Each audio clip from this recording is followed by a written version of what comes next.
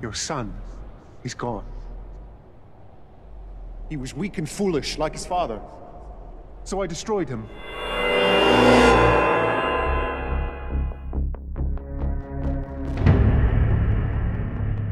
We all believe we'd run into the burning building. But until we feel that heat, we can never know.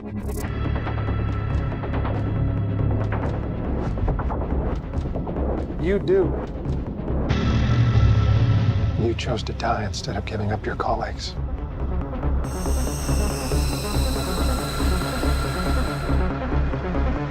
That test you passed? Not everybody does. Welcome to the afterlife. Hello, everyone, and welcome to the Weak and Foolish Movie Podcast. My name is Mike Tang, and with me is Job Ang. And joining us for today's episode is our good friend Derek Brover. Welcome, Derek. Hey, guys. Woo. So just a little background about the three of us. Derek, Job, and I used to work together for several years. Our common bond outside of our faith was actually geeking out about movies. At lunchtime, during our lunch breaks, we used to hang out, watch movie trailers, and just talk about movie news. And definitely those were definitely some of the greatest like work highlights of my life, and had nothing to do with like work itself. But you know, even though we don't work together anymore, it's been several years since we've worked together. I'm grateful that we've been able to maintain our friendship over the years. And I think it's just, you know, it's about time that we had Derek on our podcast because he's a huge movie geek like us. So Derek, thanks for joining us today as our very first guest.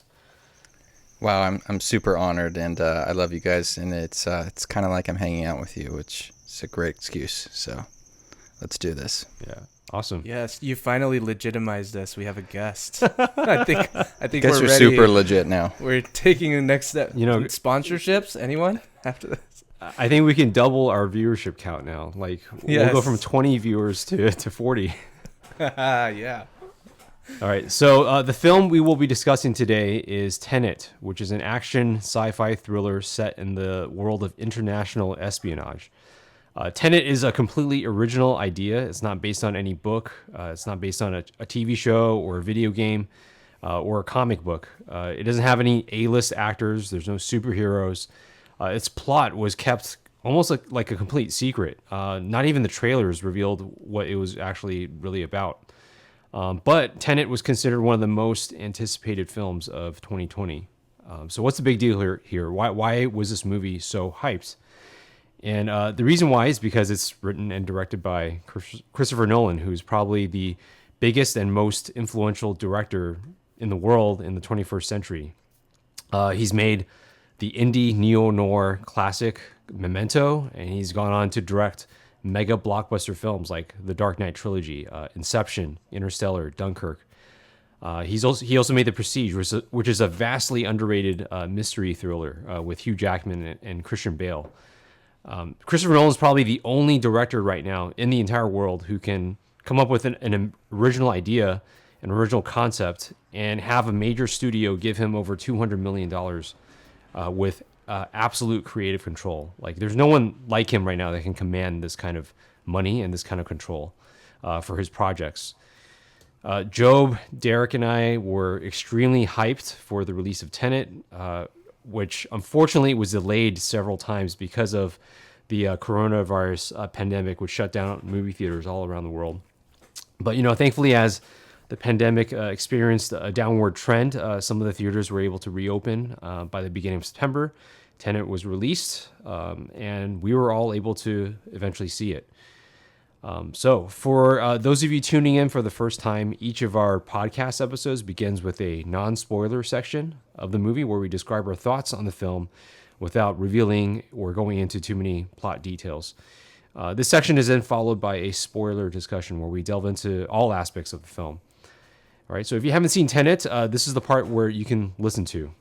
So we're basically going to discuss here for those people who haven't seen it yet, who may be interested in seeing it. Is it worth your time? Derek, since you're our guest to our little podcast, let's have you go first. What are your non-spoiler impressions on Tenet? Yeah. Well, the end of the movie. Joe, I'm just kidding. Non-spoiler. Sorry. Yeah. It's funny. I like Tang. You like to rank everything, and you like lists, and I you know I don't like to rank things. What I think I do find myself doing is kind of defending things that I love, and I do think Nolan's movies are masterpieces, and I think this is no exception. Kind of like Inception. I feel like this movie is a roller coaster. It's just a crazy ride. It has some of the strangeness of being in another world, of exploring a concept that Inception would have, but it has the intensity of a movie like The Dark Knight. So I feel like it's just this movie, this full experience that there's nothing like seeing it in the theater. And I agree. I think it's sad that unfortunately it's not going to be seen in the theater as much as it should. I hope it gets a re-release, at some point, like next year. I still haven't seen it in IMAX. Did you guys see it in IMAX? I saw it once in IMAX. Yeah. I mean, I saw this movie 3 times in theaters. I saw it this afternoon. And like I was just telling you guys, I mean, I haven't seen a movie in theaters 3 times since I was like a teenager. So I think this movie's a ride, and it's the type of ride that there's so much to see. You're having so much fun on the ride that you feel like if I'm looking to the right, then I miss the stuff on the left. And so you need to go on it again. You want to get right back in line, go on it again, experience more of it, try to understand it better. So yeah, I definitely think it's worth watching, and part of that is I think that he's given this creative, this like you said, this massive quantity of money to just do whatever he wants, and he has this creative vision. And not just with movies, but I don't know of that much art where I feel like that happens. Whether it's music or whatever. I mean, any type of art, I feel like it's driven by, to some extent, it's driven by your audience, right? Like you're creating something to be consumed so that someone will pay for it because you have to live. And I mean, if you're only making art for yourself, that's kind of weird. But I can't think of anything like Nolan where they give him a blank check like that, and he does something that I don't feel like is really pandering to any particular crowd. It's just his crazy vision for a spy movie, and it's not like other spy movies. So yeah, those are a couple of my impressions. I like spy movies. I like the Mission Impossible movies. I like the Bond movies, and it doesn't feel like those at all. It feels very grounded, kind of like all of Nolan's films do, where I feel like this could be real, even though, of course, there's this really hard sci-fi concept that's nuts. It just doesn't feel like I'm watching a spy movie. It feels like I'm experiencing something real. So yeah, if you get the chance to see it, man, yeah, what an awesome movie.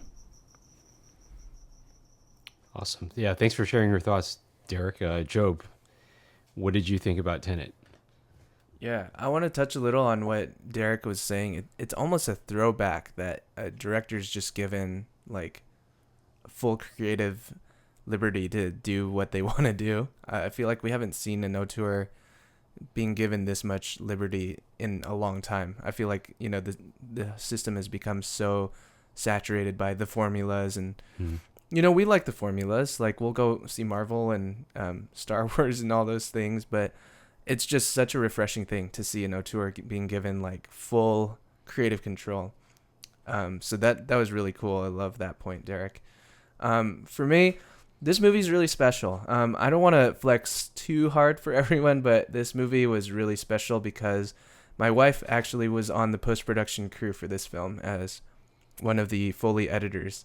And so we were really looking forward to packing out a theater with family and friends and cheering her on, and just being really excited about it. But unfortunately, of course, with the pandemic, it just wasn't going to happen. But we are grateful we got to go see in theaters in RPX with Mike, I think. Yeah, yes. Why did I say I think? I know. So we got to see it in Orange County. It was cool. It was a special time. In terms of the film itself, I had been watching a lot of Nolan's films leading up to this. We had just seen Inception recently before that, and we were coming off the Dark Knight movies, watching them 3 Fridays in a row, so it was all fresh in my mind. And it was cool to kind of get a picture of Nolan's progression, really, in the Hollywood studio scene, where Batman Begins was totally like a studio collaborative project. There was a lot of studio-y formulaic stuff that went on, sprinkled with Nolan's amazing work.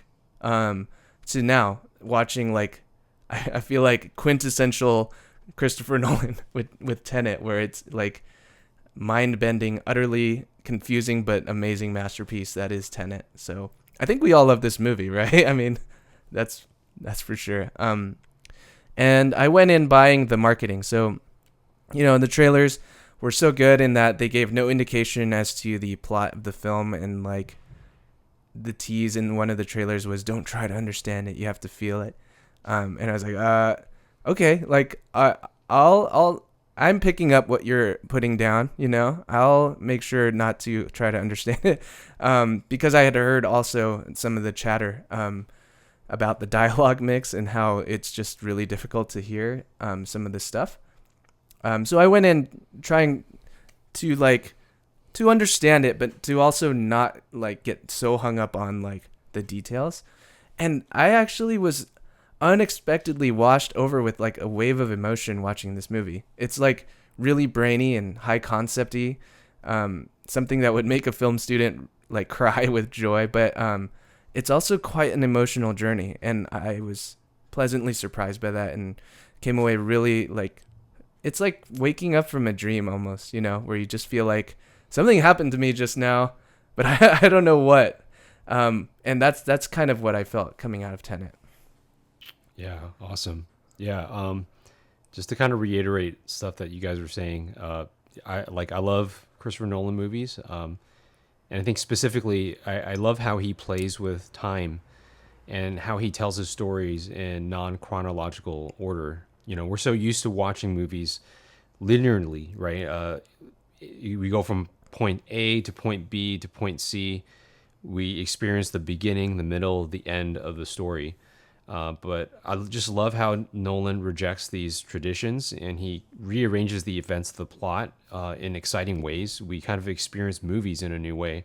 And he's not doing this with like technology or anything. He's not giving us like gimmicky 3D type stuff. He's actually, it's just storytelling, but he's doing it in like fresh ways that we're not used to seeing. Like, Memento, right? Instead of ABC, he goes like, "Nah, man, I'm gonna go CBA." Or like, how about in The Prestige, where A, B, and C are happening at the same time?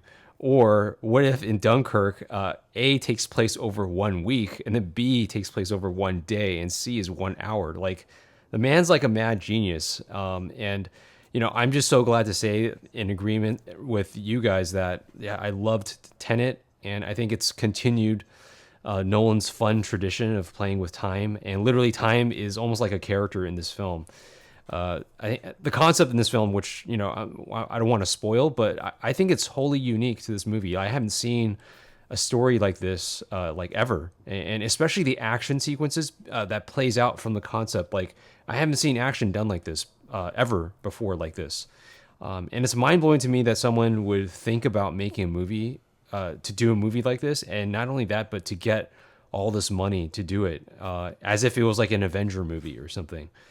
But I gotta also say, man, Tenet is a movie that is not the easiest to comprehend. I think all of us, when we saw it for the first time, I mean, Job, you've only seen it one time, but like, we were all really confused. Because the concept itself is cool, but it's also very complex, and you really have to pay attention and apply yourself to think through the mechanics of how this concept works.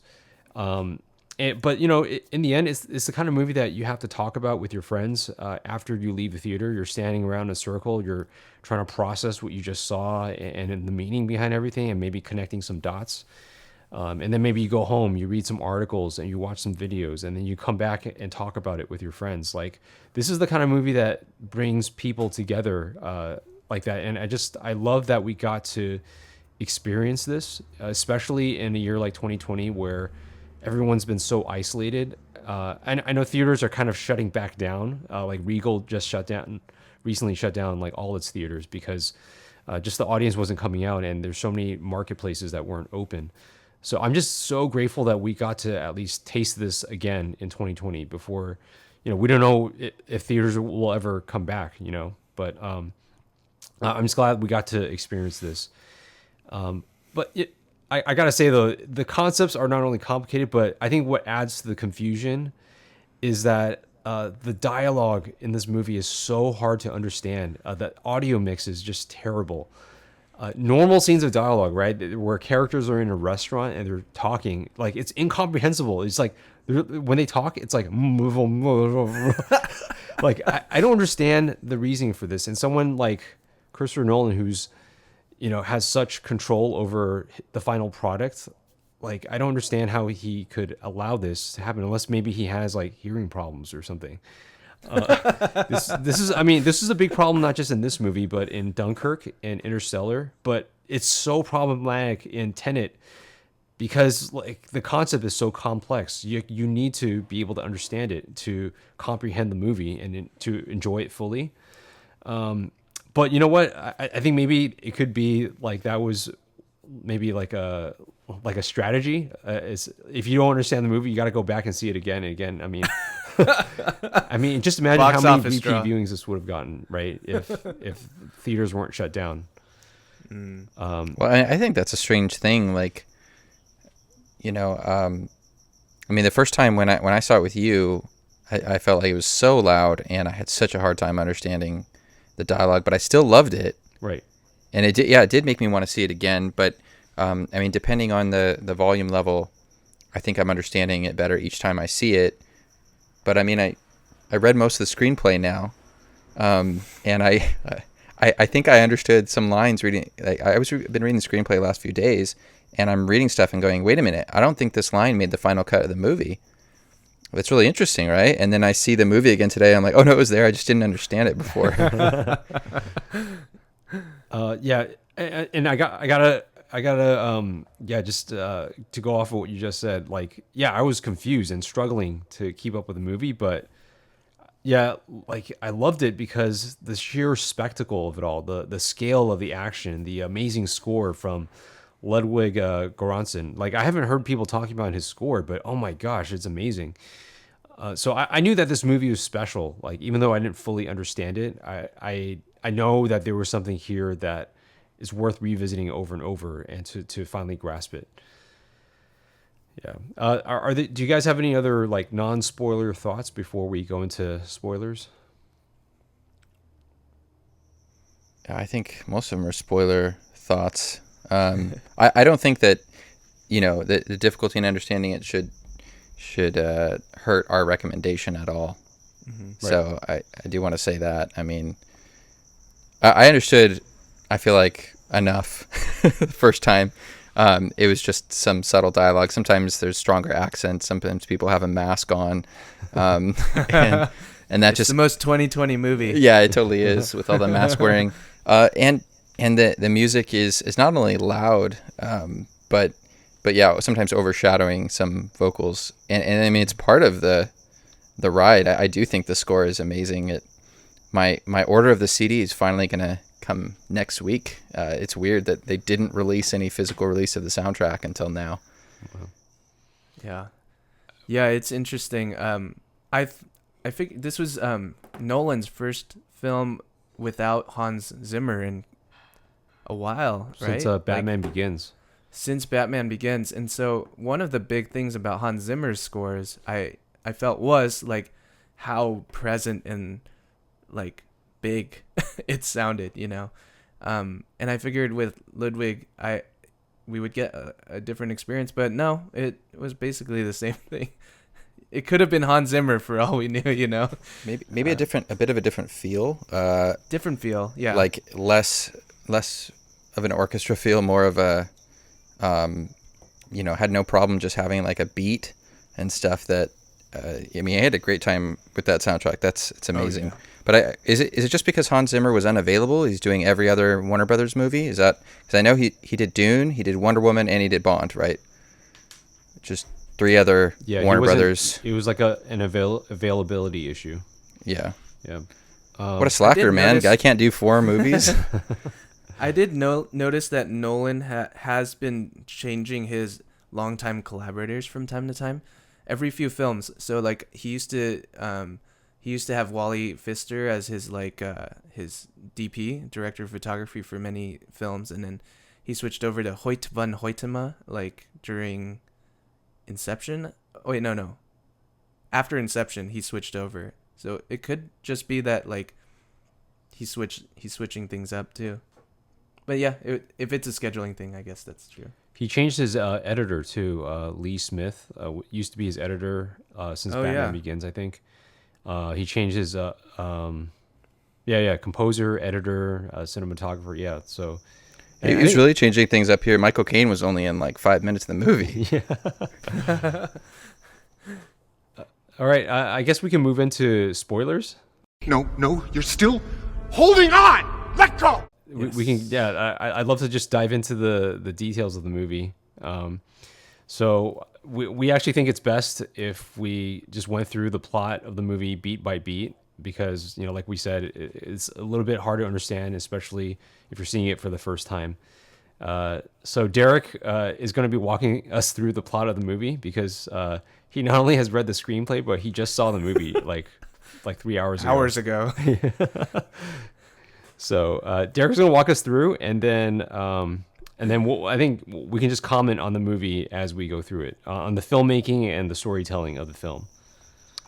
Yeah, and you guys help me out as I go, because like we said, there's the okay. So we're fully into spoiler section, right? Do we need any sort of? That was enough, right? We said enough. That okay. Our little stingers coming in right now. Okay.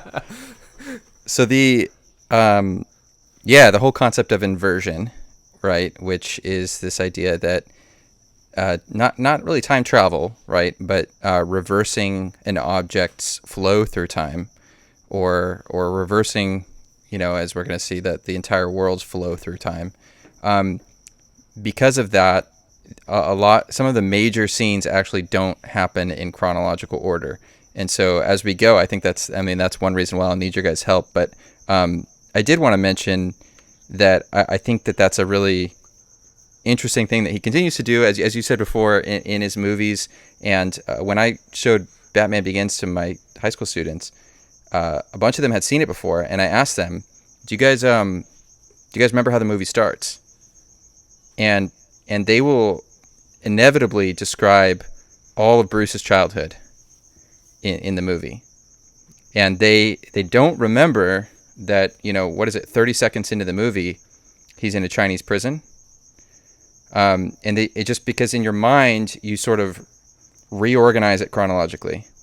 And I just think that's really interesting. And so, I'm going to try to hesitate. I'm going to try to not do that and follow the way he tells the story. But the final act of the movie takes place before the first scene of the movie.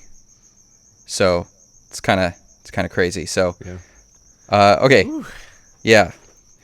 So, which I think I didn't even understand. I was sort of understanding, but not thinking about, just because I was in awe the first time I saw it.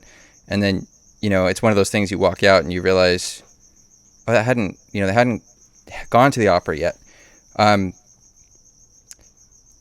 I just say, it's going to be fun because the three of us have varying degrees of understanding of this film.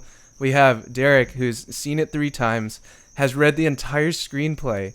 We have Mike, who saw it 3 times as well, 4 times in theaters in varying formats, and there's me, who saw it 1 time. So it's gonna be interesting. Actually, I'm looking forward to reliving this film, and it'll be kind of cool to hear our different varying degrees of understanding of this movie. Yeah, I have about 40% of the screenplay left. Actually, I was reading it in the middle of the night last night when our baby was up and we weren't sleeping anyway. I feel like this is a good time, though. If I'm going to go through the story, I mean, if this is okay with you guys, to mention this crazy thing that I think he based the movie on, the Sator Square. So this is an ancient palindrome that has been found all over Europe. The first one is found in the ruins of Pompeii, and in like 79 AD. Probably existed before Christ. It's this 5 letter palindrome where it has the words Sator, Arepo, Tenet, Opera, and Rotas, and it reads the same in 4 different directions. And of course, it has Tenet in the middle, and the movie seems to be somewhat based on the square, right? And I don't know what his reasoning was for doing that, other than the fact maybe that it's just a really cool, mysterious thing. But we were just talking about that right before this. Have you guys read anything about this or had heard about this before? I saw a picture of it, but I didn't really like read into it. So it's this ancient. I mean, it's literally this ancient thing they found all over Europe, and they don't really understand. So Christians reorganized it into paternoster, into 2 paternosters in a cross, which is Latin for Our Father, the beginning of the Lord's Prayer, and then with just the A and the O, or the Alpha and the Omega, 2 alphas and 2 omegas, and so it was also used as a Christian symbol. It was used in kind of possibly some sort of magical rites. Nobody really understands this thing, but it's like at least 2,000 years old. Wow. And so pretty strange, and it also reads in different directions, which kind of fits this movie that's about time inversion. And our antagonist is Sator. We're going to have a character referred to named Arepo, which is backwards for opera, which is our first scene. And then, of course, Tenet, which is itself a palindrome in the middle, which is really interesting. So, opera, right? So we begin at the opera. I think it takes 45 seconds for the action to start. And what a cool way to start, where the doors are closing to the opera. There's anticipation that something's about to begin, right? If you guys remember concerts, you guys remember? Oh yeah, back in the day. Yeah, it was pretty cool. So like when a concert's about to start in the old world. In the old world. Oh man. And there's something a little unnerving about the instruments being tuned, right? And then they bring it to silence, and then they begin the show. And what would be the first note of whatever this opera is going to be is instead a gunshot. And then the music starts, which is awesome as well. And they just start these terrorists come into this opera and start destroying all the instruments, which is really unkind as well. Not only shooting people, but stepping on instruments. So, did you guys notice that? I mean, it's just like, they hate classical music. They hate, these are bad people. In all caps. Yeah. Yes. Bad people. And so, at the same time, we're introduced to our main character, who is waiting in the back of a van, and he is waiting with these Ukrainian dudes, and they say, "Wake the Americans." And as the terrorists are beginning to shoot up this opera, the Americans take they join in. They put on fake patches, and they join right into some sort of operation that, I don't know about you guys, but the first time I saw the movie, I actually had no idea what was going on in these first few minutes. I know there's explosives. I know somebody saved his life. I know he's trying to get some guy out and trying to get some package. Did you guys experience this? I had no idea. Yeah, I was just kind of letting the movie happen. But it was it was stunning to look at, like the music and everything, the production value, the fact that I think he does everything practically, right? So he has hundreds of people packed into this opera house, and they're all real people.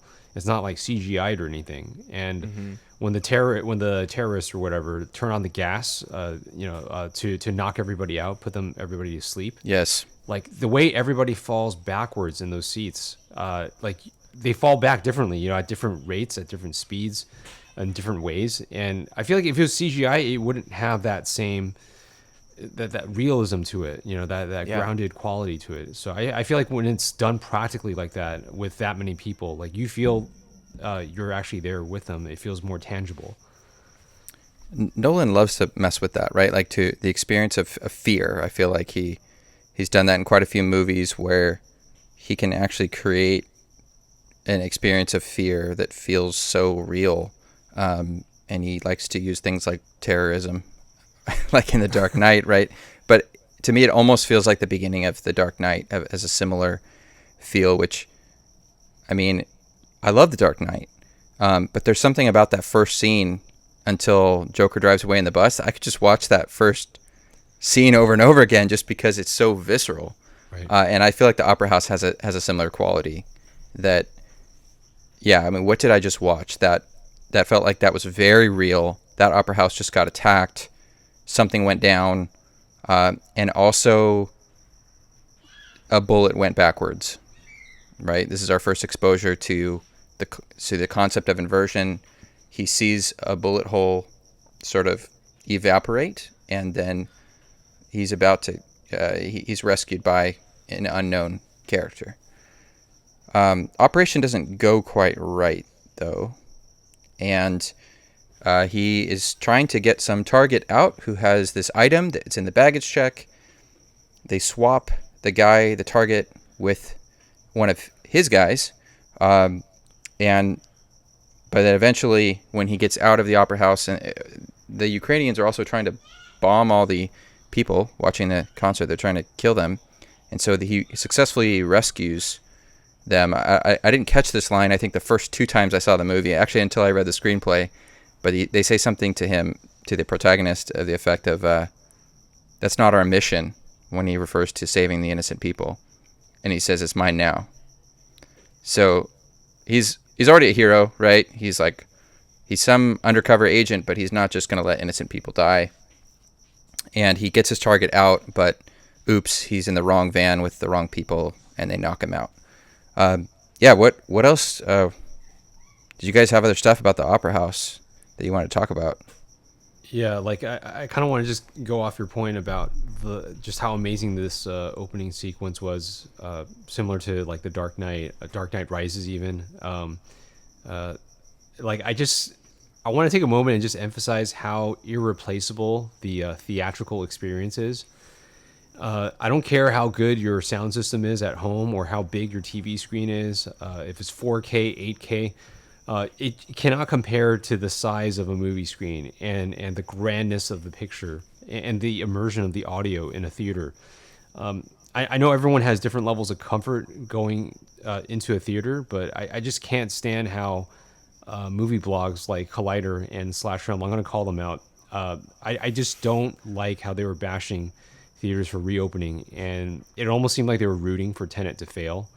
I felt like it felt like a betrayal of cinema, and I felt like it betrayed me as like a movie fan. I just got to say that there's a safe way to reopen theaters and to attend a movie during a pandemic, and I think the theaters have shown that. They've shown they can safely reopen. There have been 0 cases of COVID-19 linked to a movie theater in the U.S. But I'm just saying all that because like this movie has to be seen on the big screen. Like the opening minutes, like I was nervous going to the theater the first time because like of COVID and everything. But I felt like I was spread out enough from other people in the theater, and I felt like everybody was wearing masks. No one was taking their masks off. Everyone was respectful of that. And so, when the movie began, like it took me away from all those fears, like I'm just like, wow, like I'm dropped into this mission and it's so grand, it's so big, and the music's just so freaking awesome. And I was just so happy. I was like a little kid again, like just so happy that I decided to see this in theaters. Like I felt like it was a great decision. And so, yeah, I just needed to comment on how much this opening scene meant to me as like a moviegoer in 2020. Yeah, I feel you. Like I hadn't been to the movies since probably last year when we went to see this, and yeah, 45 seconds in, I was blown away. Like I don't know. Yeah, I felt like a kid again too. I don't know what to compare to, but it felt so big and so amazing to me that it wasn't just a nice big room that was comfortable and air conditioned to watch a movie. I felt like I was fully experiencing a film in a theater, and that's a significant thing. And I think Nolan believes that. And yeah, he's getting trashed still. I think people are saying that this was a failure because Nolan doesn't understand. I just read an article today that someone said, like, Nolan just doesn't understand. Like, he doesn't understand. In his mind, this is really important, but he didn't understand our country and what we're going through in the world when he wanted to push this. And maybe he does understand, and I mean, I think we certainly felt like he understood something, and we were picking up what he was putting down. You guys want to move to the train tracks? Yeah, let's go. So he's kidnapped, and things are not going well for our. I guess we should probably point out. I'm just going to keep calling him the protagonist, and I know you want to talk about that, but and that's primarily because he's called the protagonist. He's not actually just the protagonist. We never get a name for our main character. He's played by John David Washington, Denzel Washington's son. Yeah, and he's amazing too in this movie. Does a really amazing job, not just with the action, but with acting, just with his face in some pretty key moments, but throughout the movie. But speaking of acting with his face, this part was in the trailer when he's in the train tracks, and I remember seeing the trailer like, what is going on with that guy right there? Yeah. He's like foaming at the mouth or something. I didn't realize he was getting his teeth ripped out. So they're trying to get him to talk. We find out that he's some sort of CIA operative, that's why he's there. This is a really cool shot, cinematography here, with the trains going on both sides, framing the picture, and there's a clock on the table, so we have this time thing happening, and I don't know, something about trains seems to click with time as well, right? Trains are all about time, and he says you're running out of time, and he seems like he's running out of time, because this is the scene where he tries to kill himself out of his duty to protect whatever information that he has. And so he is able to get a cyanide pill from the other guy, who's the CIA operative, who's already down on the ground. He's already had all his teeth ripped out, but he gets the cyanide pill in his mouth and fade to black, and wakes up with a mask on and is told, welcome to the afterlife. And then at this point it says Tenet. This is the title sequence. Yeah, it's the title sequence, and like you said, I mean, we are thrown into that movie. Like, he's now resting in a bed, but this is the first time we've had any rest, and it's a few minutes in, and I love that we start that way. We don't start with a bunch of exposition and background. We don't see him as a child, see him joining the CIA. Oh, don't worry, the exposition's coming. The exposition is coming, but not of his background, right? We never get his I'm just background, kidding. right? Nolan does like his exposition, but hey, we need a little bit of exposition here. If there's a film that needs it, it's this one. It's definitely this. So I wanted to say something real quick about this. I think having seen it once and hearing it explained so clearly right now by you guys is really great. But it makes me really want to go see it again, because I feel like I missed a ton of details, and I think that's just going to happen for everyone on a first viewing for this kind of film. But I remember when who is it? The guy who gives him his mission says, I have just one word for you, Tenet. It's like, okay, could someone tell me what that means? Because they don't really tell us anything else for a while. And so can you guys tell me and remind me, is Tenet the name of the organization that he joins, or is it like the name of the mission, or is it a concept? Like, what happened there? Yeah. So, I mean, Tenet, one of the lines here, when he tells him the word, he says, I have for you a gesture and a word, and it will open the right doors and some of the wrong ones. And when he asks him why he doesn't know more at the end of that scene, he says that not everyone passes the test. And this is the first reference to the importance of ignorance.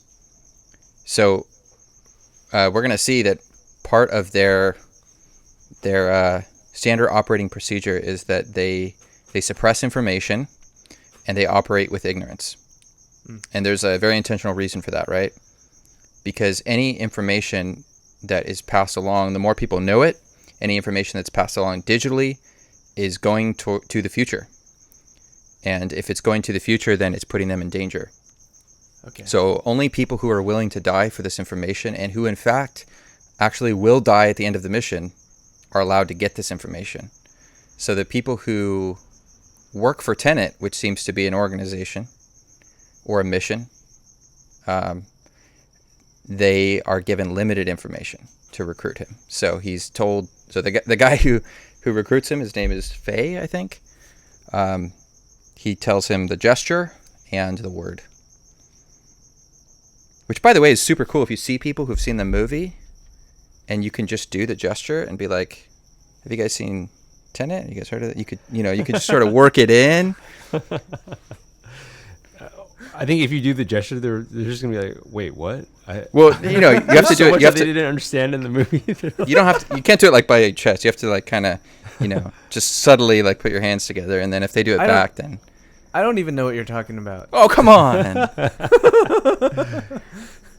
So this gesture, he does this gesture a few times throughout the movie to signify. So in the next scene, or not the next scene, but do you guys want to talk about him training in the wind turbine thing? Yeah. So he's on a boat, and then he ends up in like a windmill. Yeah. Basically. It's more of a transition, right? So character's waiting. He's equipped with some clothes and a gun. And here I guess we have, again, some introduction to some spy stuff. And this is one of the things I love about the movie. The spy stuff in this movie is all very, very subtle. Like, it's not an exploding pen. It's not, stuff that you can walk on the side of a wall. It's not like Mission Impossible or Bond. His cool spy stuff is a jacket, high vis orange jacket that helps him blend in. But the amazing thing is that when he puts it on at the right moment and walks out, no one realizes that he didn't belong there in the first place. And then a car is left for him, and the guy steps out of the car, and he just steps into the car, and there's a GPS already programmed. And it's so subtle and seamless that you can almost miss it and be like, wait, where did he get the car? Oh, he just stepped right into a car. You didn't have like some cool AI, like, figuring out where he was or something, but this was much more believable and very spy-like, but in a very kind of believable way. So I guess that's probably all transition stuff, preparing him for. I want to make a note about the windmill that he was staying in. I thought it was kind of weird. Like why drop him off here? Why not just drop him off? You're already on a boat. Why not just drop him off directly? At the pier, so he can just walk to the car. Why? And I think one of the reasons, and I don't want to get too ahead of ourselves, but at the end of the movie when they're inverting backwards, like. They don't want him to run into his future self.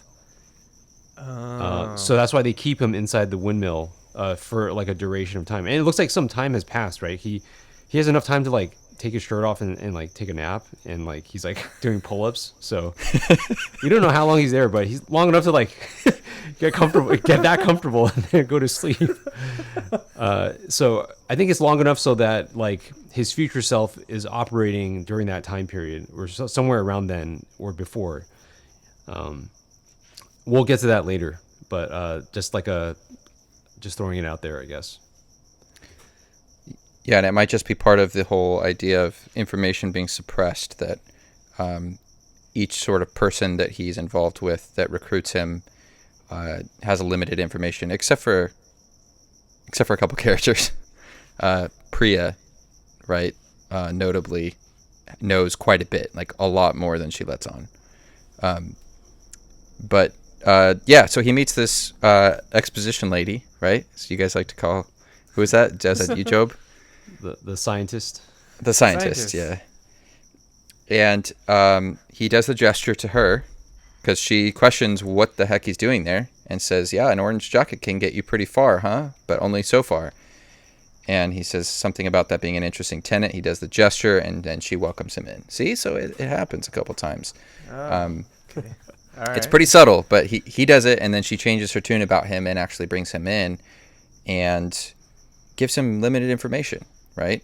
But this is the scene that is probably the longest scene that we get to experience in the trailer, right? So most people have probably seen this scene if they've watched the trailer, where he gets to catch the bullet and say, "Whoa."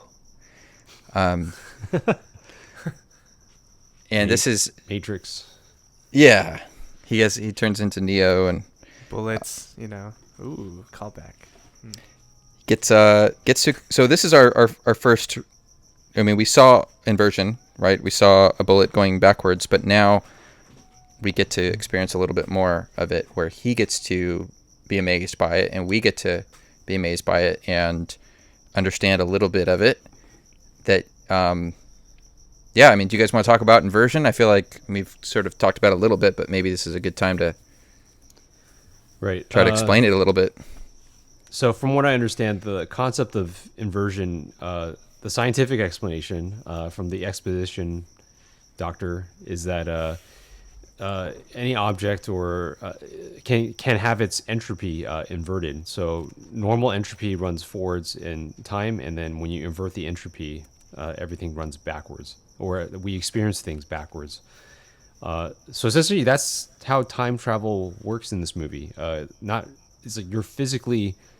things are physically reversing its flow, and then they just go backwards in time, and they experience time backwards.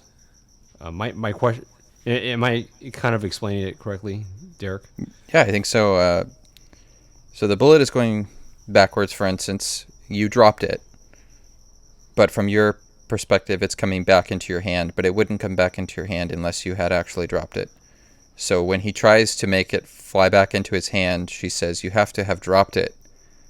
And he does it again, and it flies back into his hand. And he's confused, right? And she shows him that if you play the same video forwards and backwards, it wouldn't have done that if you had put your hand there. The bullet would have stayed there. So your will is still involved. But it's simply, time. This object is going in time in the other direction. So from your perspective, it looks like it's going backwards. So Her name's Barbara, by the way. Yeah. I'm glad she has a name. Really fleshes things out. I like exposition doctor. So, okay. Is it basically if the bullet... okay, so you had to have dropped it in order for it to come back to your hand. So is it a mental thing? Do you think it and then it happens? Or did something metaphysically happen where they actually did drop it physically, but then it didn't happen? Yeah, it's not mental. It's not like the Force, right? Right. So I mean, we're gonna run into some absurdity here probably, but yeah, you dropped it. You just haven't done it yet, this, right? Okay, so I just dropped something on the table. So, if it was an inverted thing, it would come back to me? Is that what happened? Yeah, so he says, "How can I move it before I touch it?" And she says, "From your point of view, you caught it, but from the bullet's point of view, you dropped it." You dropped it. Okay.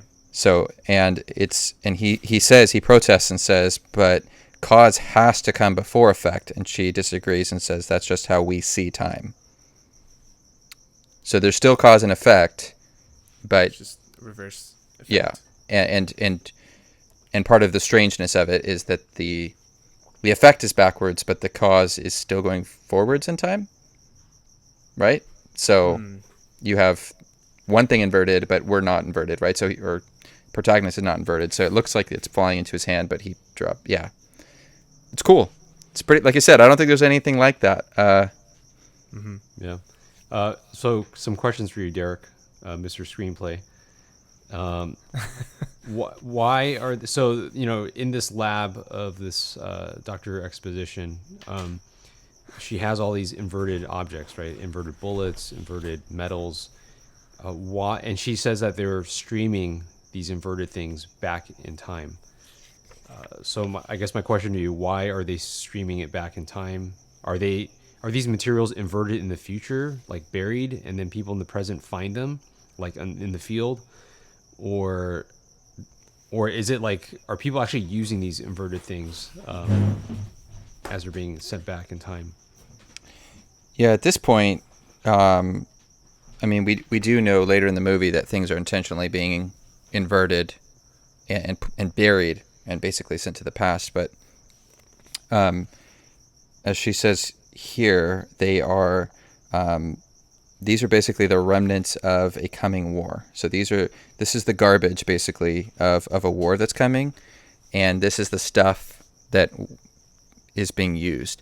And so it's streaming back because somebody has the ability to invert objects.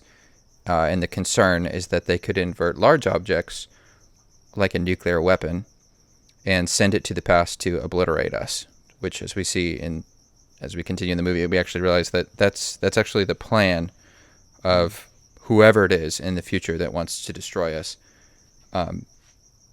Which, by the way, before I forget to ever say this, I think it is interesting, and I'm so glad that, and this is, Nolan would never do this, but I'm so glad we never get to see the future, right? Imagine if we had some really weird CGI or whatever version of the future where we saw some evil organization that was planning to nuke the past and had all of their motives explained. I mean, there's a couple lines at the end of the movie that explain their motives, and that's it. Which I didn't understand the first time I saw it. I didn't understand the dialogue, but I mean, it feels more like you're experiencing something mysterious and real by not seeing the, dumb.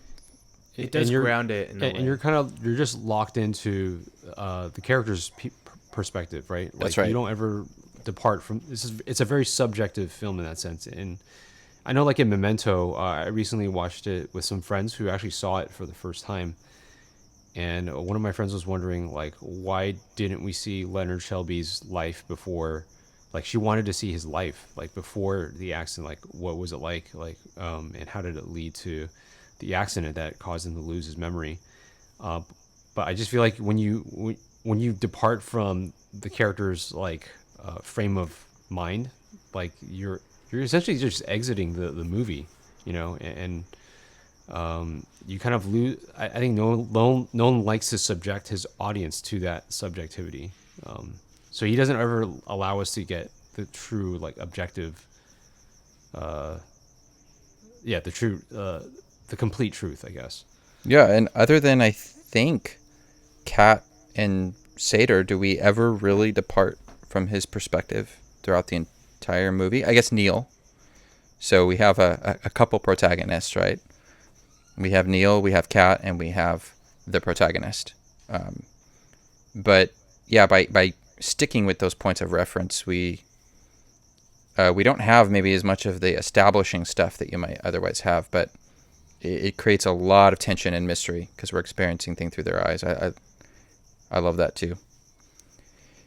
So should we get him out of there? He's kind of stuck with all the exposition if we never move on. Yeah. So yeah, he goes to Mumbai, right? I mean, this movie's all over the place.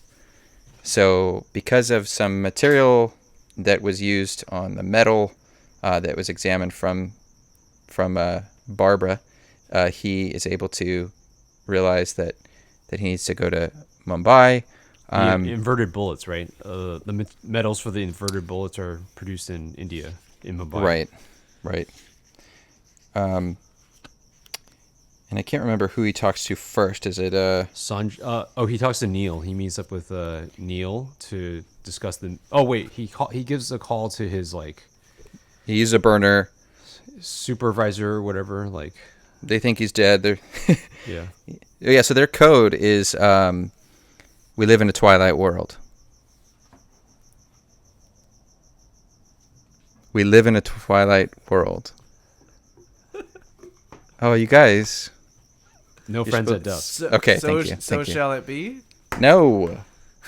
So you're supposed to respond with "no friends at dusk." If you don't respond with that, then you're not CIA. Sorry, I'm not CIA. Clearly. Oh, okay. So, yeah, he says we live in a twilight world, and he's like, "Yeah, I thought you were dead," right? So he's like, "No, I'm not, and I need to see this guy who manufactures. He's an arms dealer in India. He manufactures all the bullets, but he lives in this giant building and has armed guards, and there's no way in. And they say, okay, we'll hook you up with a guy who, super cool British guy who will meet you this evening. They don't say that. They say, we'll see who we have on deck. And he goes and sits down, and we are introduced to Neil, a.k.a. the Batman. Right? So scarf-wearing Batman sits down next to him, and they talk about this operation. And they plan their operation. This interesting interaction between the two of them, right? So, did you guys want to say anything about Neil and his introduction? Yeah, he mentions, he asks the protagonist what he wants to drink, and he says he'll have soda water, right? And then, Neil orders like a Diet Coke for him. Yeah, he orders for him, yeah. Right, and then the protagonist is like, I prefer soda water, and then Neil's like, no, you don't. So it's like, how does he know that? How does Neil... So already off the bat, Neil seems like someone who knows more about what's going on than the protagonist. It's just like a little subtle, like a crumb that's dropped. Yeah, because when I saw it, I didn't take that to mean anything. I just thought, oh, he's CIA, he knows stuff, right? He's a spy, like he knows info. Did you guys think it meant something more at this point? When not at the time of viewing. I definitely was like, oh, he's showing he's kind of like cocky, almost like self-sure of himself, just being like, no, you don't, I got you, but turns out that was a breadcrumb. And for Nolan movies, I found we're not allowed to believe in coincidence anymore. That's right. Right. By the time you get to the end of the movie, you realize that that's actually meaningful, right? Yes. That small thing for him to say something like him knowing even what he would drink, right? Because they're basically best friends, but he doesn't know it yet. Spoilers. Well, we're going full spoilers, right? I mean, I'm just kidding. And that's where I feel like the chronology is hard, right? Like, are we waiting for the suspense to get to the end to be like, and actually, they know each other. So he meets. So now they got to go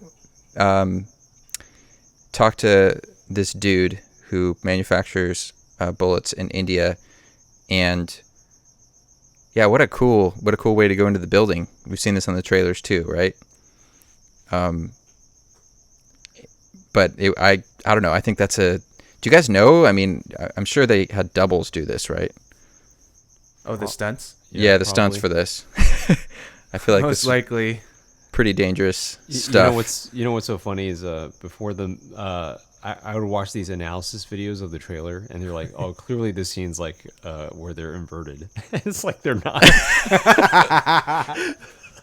That's awesome. Like, no, they're going forwards in time. No, that's normal. That's a bungee motion. It's a bungee cable. Yeah, so they bungee up into the building, which is pretty dope. And then he gets a gun on this guy and starts trying to demand information out of him. And he doesn't seem to know anything. And his wife does the gesture and talks about the tenets of their trade. And he does it back, even while holding a gun. And I didn't notice that. Yeah, no, he's holding the gun and he puts his other hand and he says, "That's an interesting tenet," or something like that. And so then they basically say, "Okay, husband, you go do something else," and then they sit down and have a conversation. And she's a pretty important character too, so she provides some exposition, but in a less helpful way, because he always has to kind of pry it out of her. All right, so question: does he trust Priya because they both did the gesture, they both said Tenet, so that means like they're both in on this like operation? Like, and why does Priya help the protagonist? Like, because they just met each other, right? I wonder, I guess a question, even though after watching it 4 times, I'm like wondering, what's the purpose of this alliance for both parties? Right. I mean, she seems to be, there's a belief that she is working for the same people that he is working for. he doesn't know who that is at this point. He just knows that it's. We kind of glossed over this, but when he is first introduced to the word and the gesture, he's told that basically this new mission supersedes national interests. This isn't something you do for the CIA or MI6 or MI5.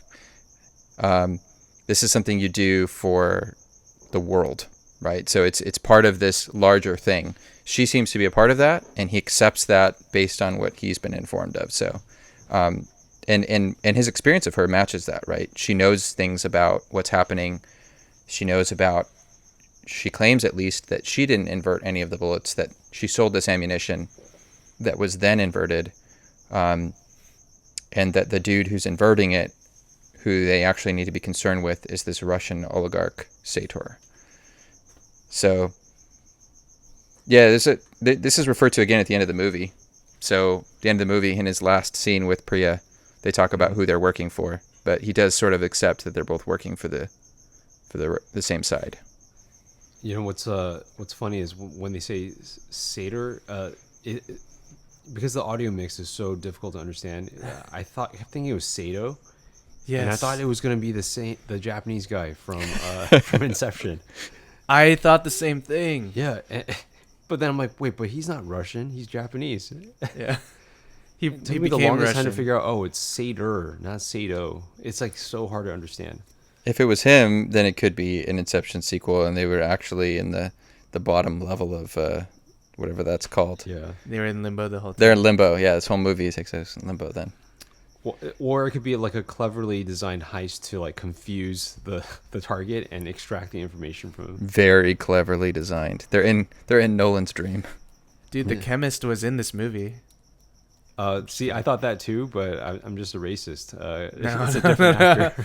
I'm just kidding. I thought the same thing because it was a quick shot and then realized it wasn't him. Oh yeah. From the trailer, I was like freaking out. I was like, oh my gosh, that's the chemist from Inception. I'm like, no, it's just another guy with a beard. Yeah, you might want to edit that part out.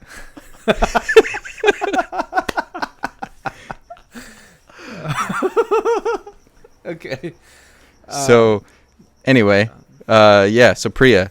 So they we're introduced to a further mission here that we're kind of introduced to, where he needs to somehow find a way to make a connection between to Sator, so he can get his. This is the guy who's dealing with the future. This is the guy who he needs to get to, and he's got to meet Alfred first, right? Michael Caine. Michael Caine with the full accent going here. Filed you. Sir Michael Crosley, I think, is his character's name. Right.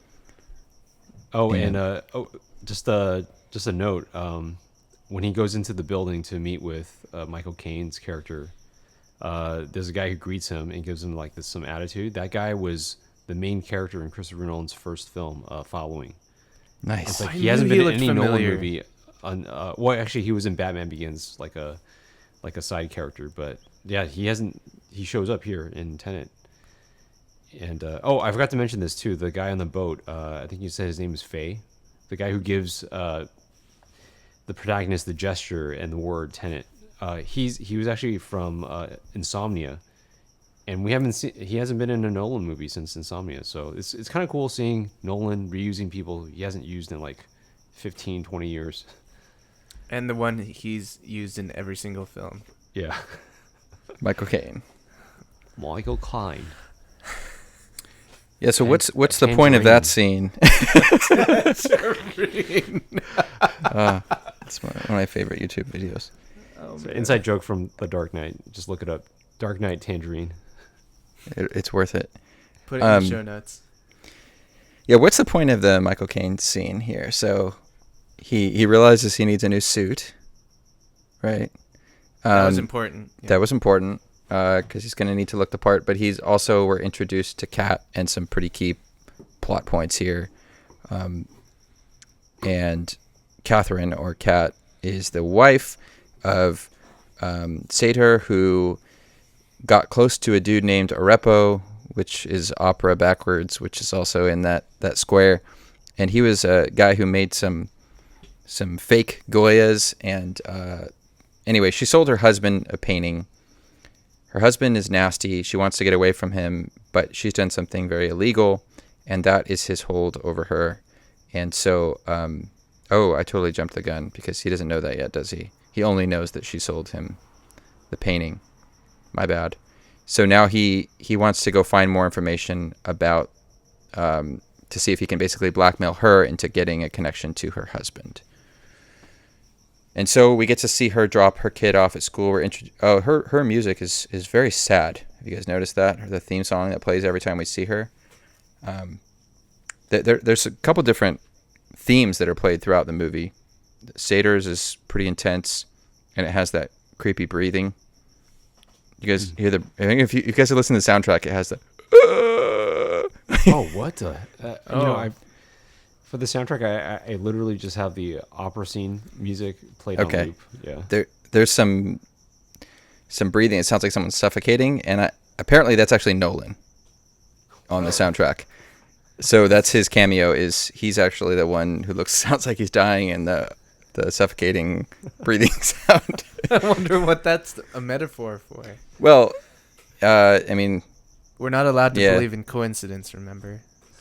I don't think he's making any personal statement about himself as much as it kind of matches the Sator's theme where he's kind of sucking the life out of everything, right? But his music's really intense. Kat's music is really sad and tragic, and it reminded me of every time her music was playing. It reminded me of Inception and just like the end, and I just kept thinking, I hope we don't have like a really tragic end to this movie. Because I'm actually rooting for her to be able to be with her son. So she has the son with this really nasty dude, and she would love to get away from him, but he has a hold over her because of she's basically accidentally did something very illegal. So he could expose her at any time. Neil's music has a bunch of backwards stuff in it, by the way. Did you guys notice that? So I only noticed his theme like in the first scene when he shows up and talks to the protagonist. Like it has like an almost nostalgic sound. It's like an electric guitar. Yeah, so it also has this backward stuff going on, and then at the end of the movie, when we're following Neil and we're following the protagonist, their themes sort of go back and forth and then sort of collide. Oh, that's cool. It's pretty cool. Wow. I can't wait to watch the behind the scenes on this movie, man. Yeah, I want like a full documentary. Yeah, I want like a 3-hour, like longer than the movie. I want them to dive in. We could people don't really need that when they have this podcast, right? So this is our opportunity right now to announce to everyone we're going to be included in the Blu-ray for Tenet. This track right here. I'm just kidding. I just immediately imagined us like burning a CD with like written with a Sharpie on it and like sticking it in your Blu-ray and being like, oh, cool. Or like, do you guys remember when they used to print like the cover of like the CD artwork? Used to print. Yep. Oh, with like it used to be our faces on it. It has to be our faces, but it has to be like stretched to like fit. Yeah. So like the proportions are all wrong. Or we might as well inverted. just put like a tangerine on there. Sure. Flying off the rails. All right, so he's talking to Kat. They have an interesting conversation. We find out that she has a tragic story, and Sator's bodyguards come and take him away into the kitchen where they're gonna beat the crud out of him, right? Mike, you don't like Nolan's fight scenes, huh? Yeah, so I have a note here about I would say in Batman Begins, man, the fight scenes are incomprehensible. Like you cannot tell what's happening. It's just like it looks like people just thrashing. Like Batman and a bunch of guys are just thrashing at each other, and it's super close up. So and like there's like 16 cuts in a second, and there's like rapid camera movement. So literally, it's like I feel like it's all the stuff that I don't like about American fight scenes. But you know what? In Dark Knight Rises, like he significantly improved the fighting. Like Batman versus Bane was awesome. Like you saw all the the movements, the choreography. You saw the brutality of Bane's force, so I thought he did a great job there. And his movies after Dark Knight Rises, he hasn't had any fight scenes like in Dunkirk or in Interstellar, but the kitchen scene in after he meets after he meets Kat, when the protagonist beats up the thugs, man, I thought that was the best fight scene in a Nolan movie. Like we have wide angles, the camera's smooth. It feels very tactile, right? He uses a cheese grate to smash someone in the throat and then in the face. Like I love that. I felt that, He throws someone into into glass and uses plates to smash onto people. Like it was awesome. Yeah. Did you guys feel like the protagonist? This is one of the most like charismatic leads in a Nolan film in a long time. I feel like he had such a swagger to him, John Yes. David Washington, that really kind of made him feel refreshing for a Nolan film. I was pleasantly surprised, especially after this fight. I was like, whoa, like, dude, this guy's got swag, like, for days. I love how he shows up in the kitchen. He's like, I ordered my hot sauce an hour ago. Yes. Yeah, I totally Yes. agree with you guys. And I think I don't know, I like his swagger, but I mean, I've been rewatching the Bond movies. Do you guys remember in Skyfall? Is it Skyfall? I think it's Skyfall when he like dies. He dies at the beginning, but he's not dead. And he is chasing that guy in the train, and he jumps from one train car that's being separated to the other thing, and he lands in the train car, and then as he walks in, he adjusts his coat. Yeah. And it's cool, but it's totally over the top, right? Like, Right. Yeah. he's they should just put subtitles on the screen that'd be like, he's swaggy, like he's cool, like Gentleman Bond. yeah, he may be 50, but did you know he's cool? I don't know. No, I didn't know that. I just feel like it's so in your face, and he did a great job of giving the protagonist this charm, right? His sarcasm, his wit, he's also really smart. He picks up on stuff that I'm like, wait, I don't actually understand what you guys are talking about. But he follows it really quickly. And then when he does take action, I'm totally believing that he can pull this off. So I love that they do this. It's a short scene. He doesn't fight and kick butt throughout the movie. But yeah, this is a totally satisfying scene of seeing him just smash. He effortlessly collides a stack of plates into someone's face, and yeah, it's amazing. And also, we're getting Kat's perspective, where she's in horror, waiting outside, waiting to see him just get beat up, and instead he walks out and adjusts his coat. Suit, man, his Chinese Yeah, and it suit, just like- adjusts his suit, and oh, what an awesome scene. Agreed. So then he talks with Kat some more, and she decides, okay, I'll work with you since I'll give you more information since you're not beat up.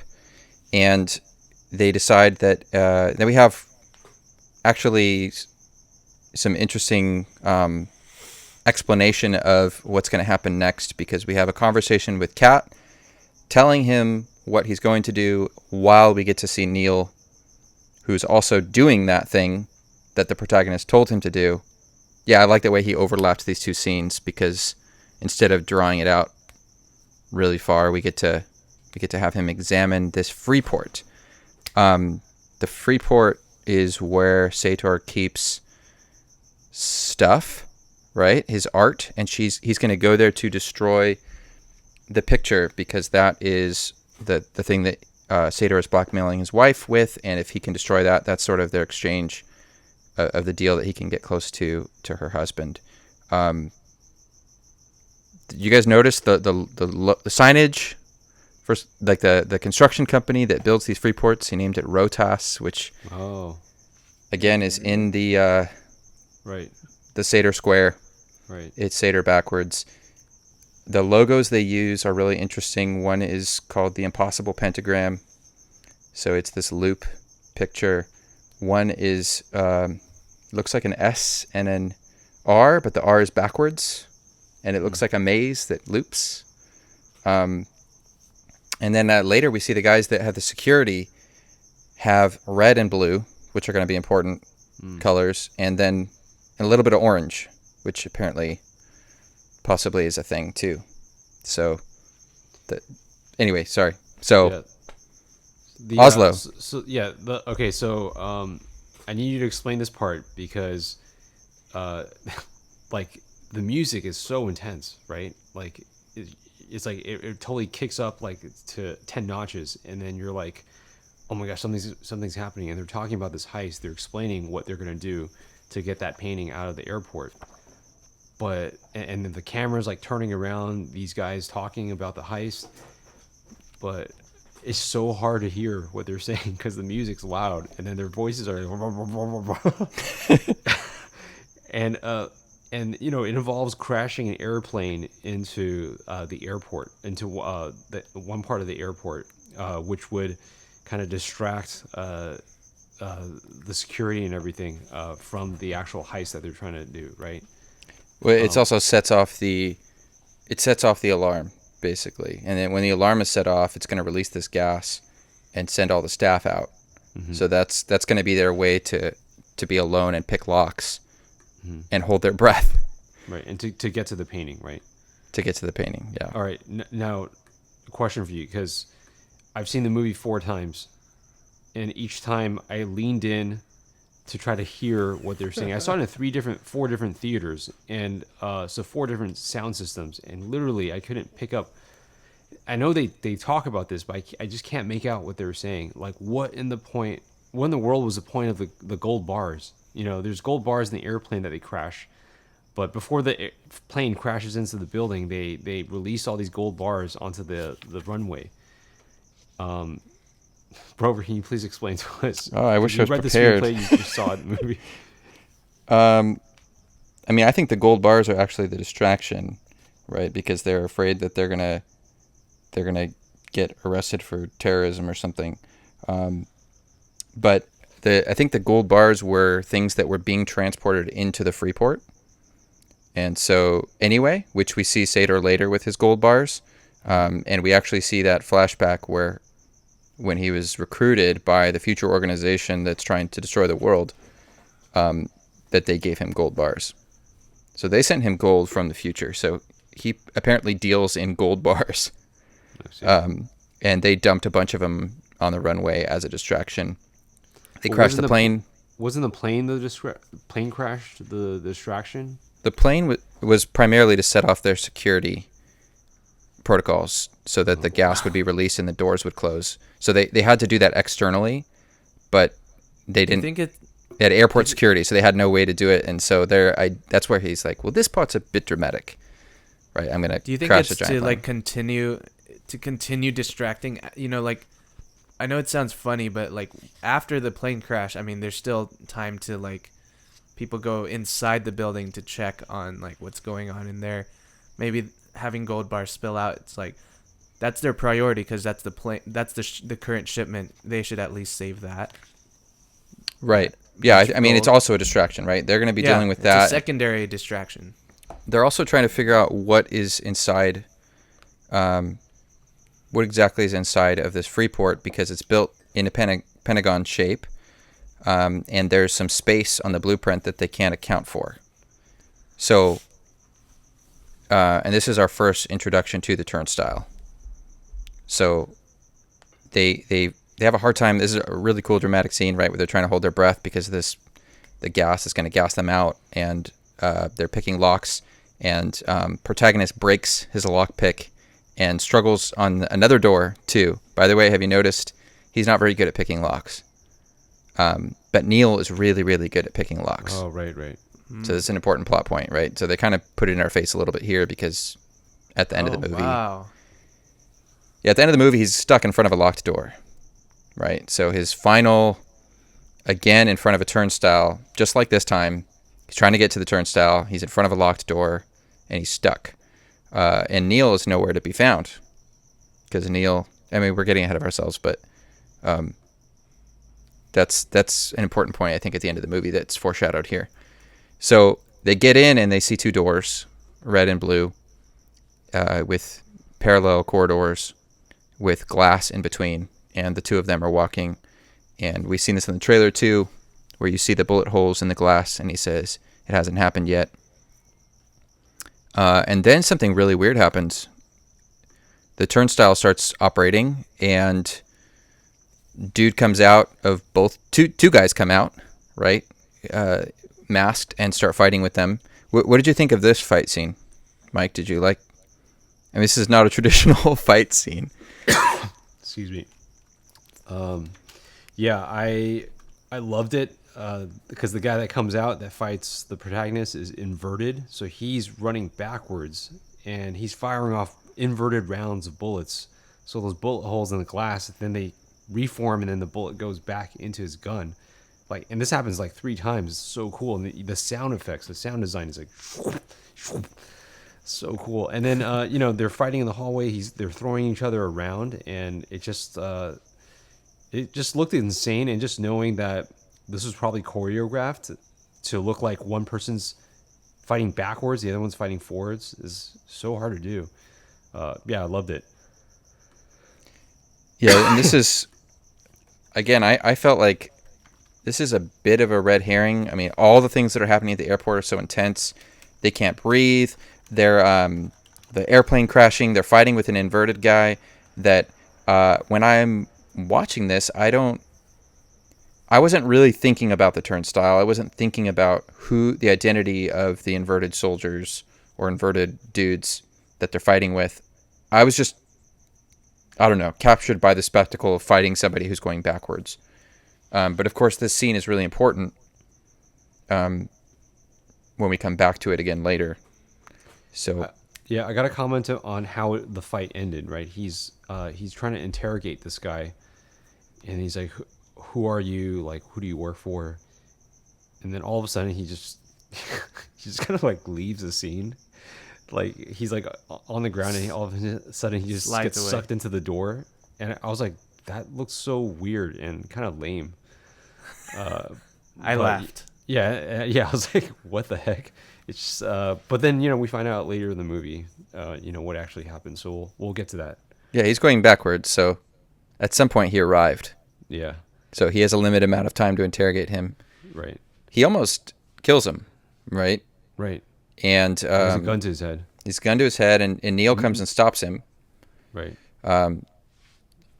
Yeah, I mean, and by the way, Neil letting the other masked man go, I thought this was some kind of reveal that Neil was like a double agent or something, or he kind of knew more than he was letting on.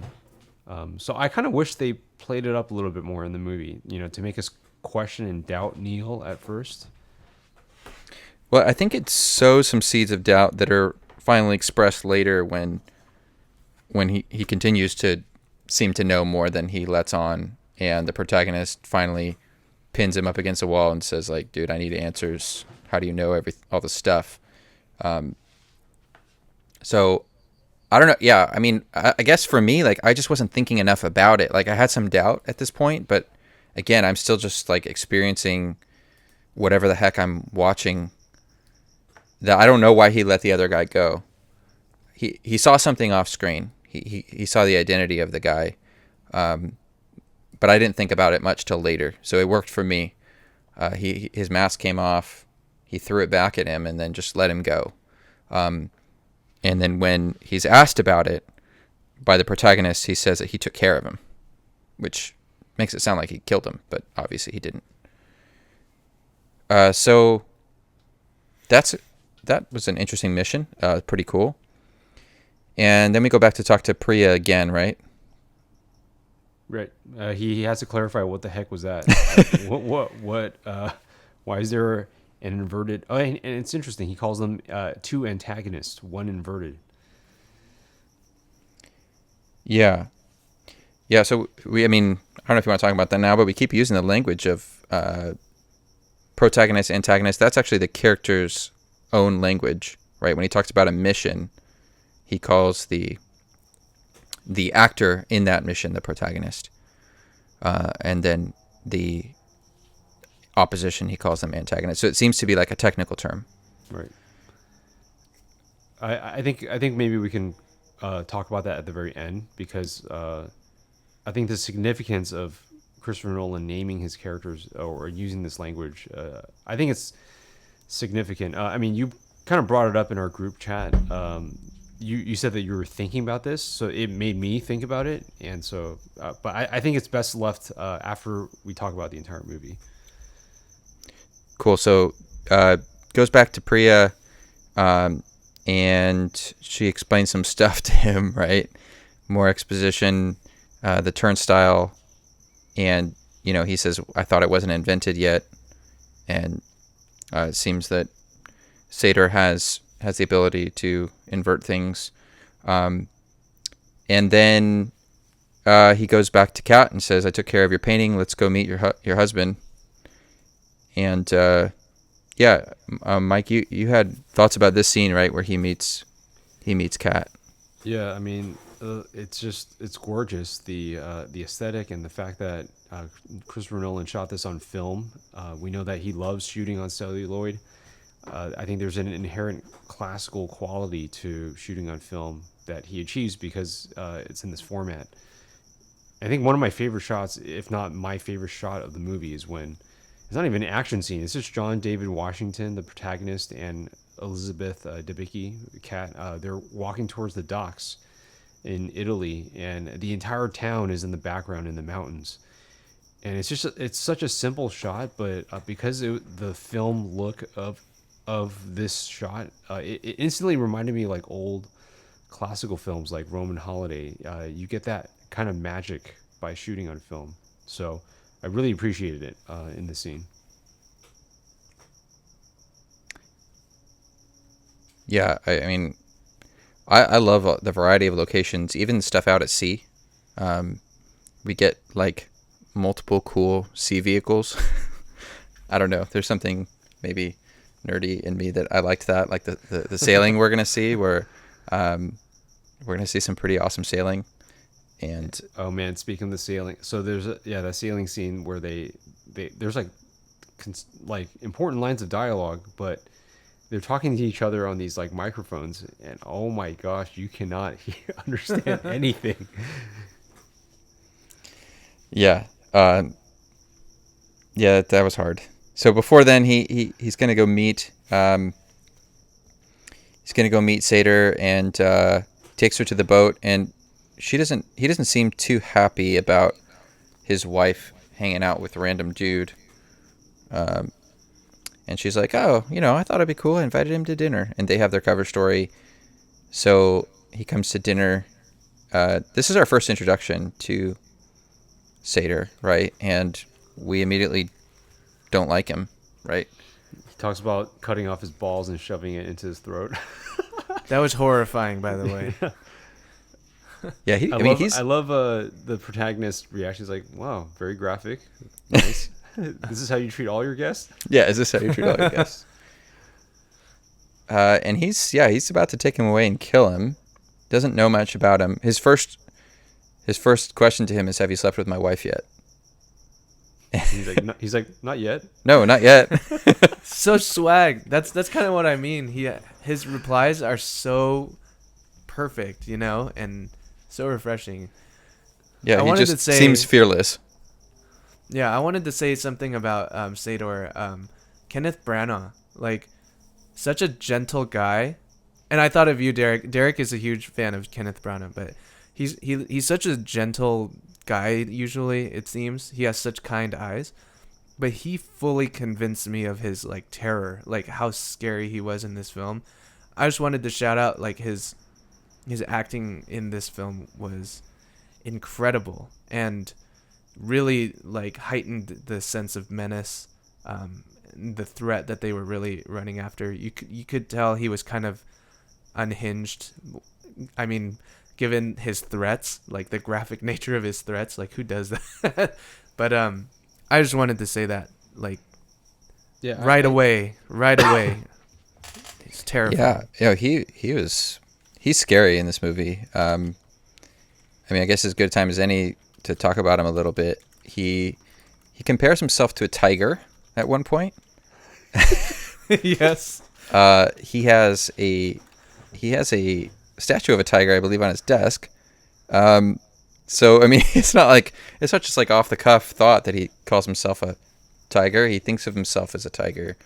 He does act like an animal, right? He tells his wife at one point, "If I can't have you, no one can." And in fact, he takes that same attitude to basically the entire world. I liked how evil he was, but we do get a little bit of a window as the story goes on into why he's the way he is. So he's not just, to me, it was a little more believable that he's not just like random evil guy, but was digging through, nuclear waste as a teenager for money when he was recruited. But he is despicable, and Kenneth Branagh is such an amazing actor. I mean, he's a brilliant guy. His directing and performance in Hamlet, it's like the best Hamlet ever, the best Hamlet movie ever. I'll fight anybody who thinks the Mel Gibson one is better. Have you guys seen Kenneth Branagh's Hamlet? Oh, you guys are killing me. No, I haven't. So This is a deep cut right here. so yeah, no, I do. My wife calls him my man crush, and I don't know, it's kind of weird, but he's amazing. I want to comment on his accent because like he convinced me, dude. Like he's Yes. Russian. Like he's a British man, but he sounds Russian in this movie, and not once did I think like, oh, that was a little weird. Not at all. Like not one time. Solid. Props. Super Kudos. solid. Yeah, I hated him in this movie. You really want him to die, because he just, I mean, if nothing else, the way he treats his wife is so abusive, and not in a, like, they don't kind of beat you over the head with it. But it's No pun intended. Like, he's not just like, she's not like always bruised, and he's not always lashing out. In fact, we find that he's constantly restraining himself, and we see that that's actually a plot point, right? He's always checking his blood pressure and his heart rate on his like Fitbit, right? Which, did you guys notice that the first time? Because I was like, okay, that's kind of weird. Yeah, I didn't notice that actually. Okay. It actually took me out of the film. I was like, what? He's a fitness geek? Like, what? Like, Yeah, that would be, if that didn't have a purpose, that would be really weird, right? yeah, it was just such a strange inclusion to his character. He's this like guy who wants to end the world, but he's like, oh, let me check. I have 5,000 steps. Okay. Well, he keeps commenting on his heart rate and how much exertion. So he'll kill someone and look at his heart rate.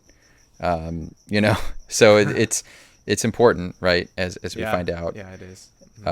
I just want to comment also on when Kat tries to kill Sator by cutting off his line or something when they're sailing, and he falls in the ocean, and then the protagonist saves him. So later that night, obviously that's gonna be a little awkward, right, between Sator and Kat. So he goes into the room with his belt, and I thought this was like terrifying. Like he takes off like one of his cufflinks, puts it into one of the holes in his belt, and then like he's gonna use that to freaking whip her. Like, holy crap, that's scary stuff. Right, and this is when when he says with vehemence that if I can't have you, Right. no one can. He's trying to restrain himself to keep his heart rate down. And again, there's a little bit of a foreshadowing of that when, after his life is saved, protagonist, he says to him, it's nothing. And he says, my life is not nothing. So, as the movie goes on, we find out that actually part of his crazy psycho plan is that when his heart rate, if it gets too high, that it would actually set off nukes, right? It would set off bombs, which, if he gets his way, would have even worse repercussions than that sounds. So that's a pretty significant scene then for him to be on that boat and saving his life. If he had drowned, that would have been really bad. But he doesn't. He saves him. He saves the bad guy. And then they're gonna have a bit of a deal, right?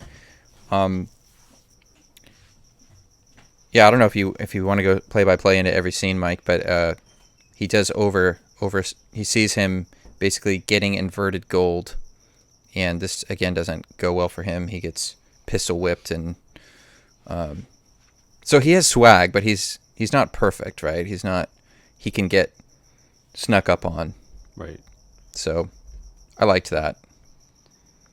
So, all right, my question, I guess, transitioning to the next sequence is, why does Sator need the protagonist to steal? We're gonna find out it's called the algorithm, but why does Sator need the protagonist to do that? Like, couldn't he have just? Wasn't he gonna do it himself? Like, why have the protagonist do it? Why? And yeah, Yeah, I mean, this was actually the protagonist's idea, right? That he wants to basically be a part of his operation to get that. And so he questions, why should I trust you? Why should I trust some CIA guy to do that? And they're usually buying, not selling. So he is basically trying to convince him that, yes, I work for the CIA, but I work for a lot of people, and I do a lot of different things for a lot of for money. And you're rich, and so I was basically just using your wife as a way to get to you. And what I really want is I want to score here and make a lot of money, and I want to be a part of this operation. is that why he hands him like a gold bar? Yeah, he gives him the gold bar that he just killed a dude with. And then he tosses it at him, and he drops it, and he says, I hope you carry the plutonium better than that. So the protagonist is trying to convince Sator that he's like a corrupt CIA agent. Like, he does work for the CIA, but he's kind of dirty, and he does his own side stuff. Right, and Sator might actually have some motivation to want to involve him, because he also needs to do things in a way that would be analog, right? Like, the future can't know about anything that he's going to do, or else he could potentially be stopped.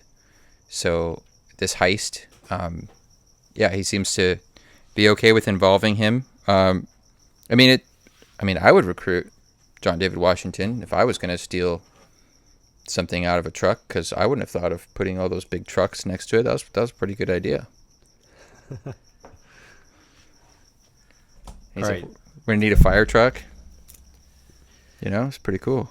Yeah, that was a cool sequence, and the music was just, oh my gosh, it was like blaring. It was awesome.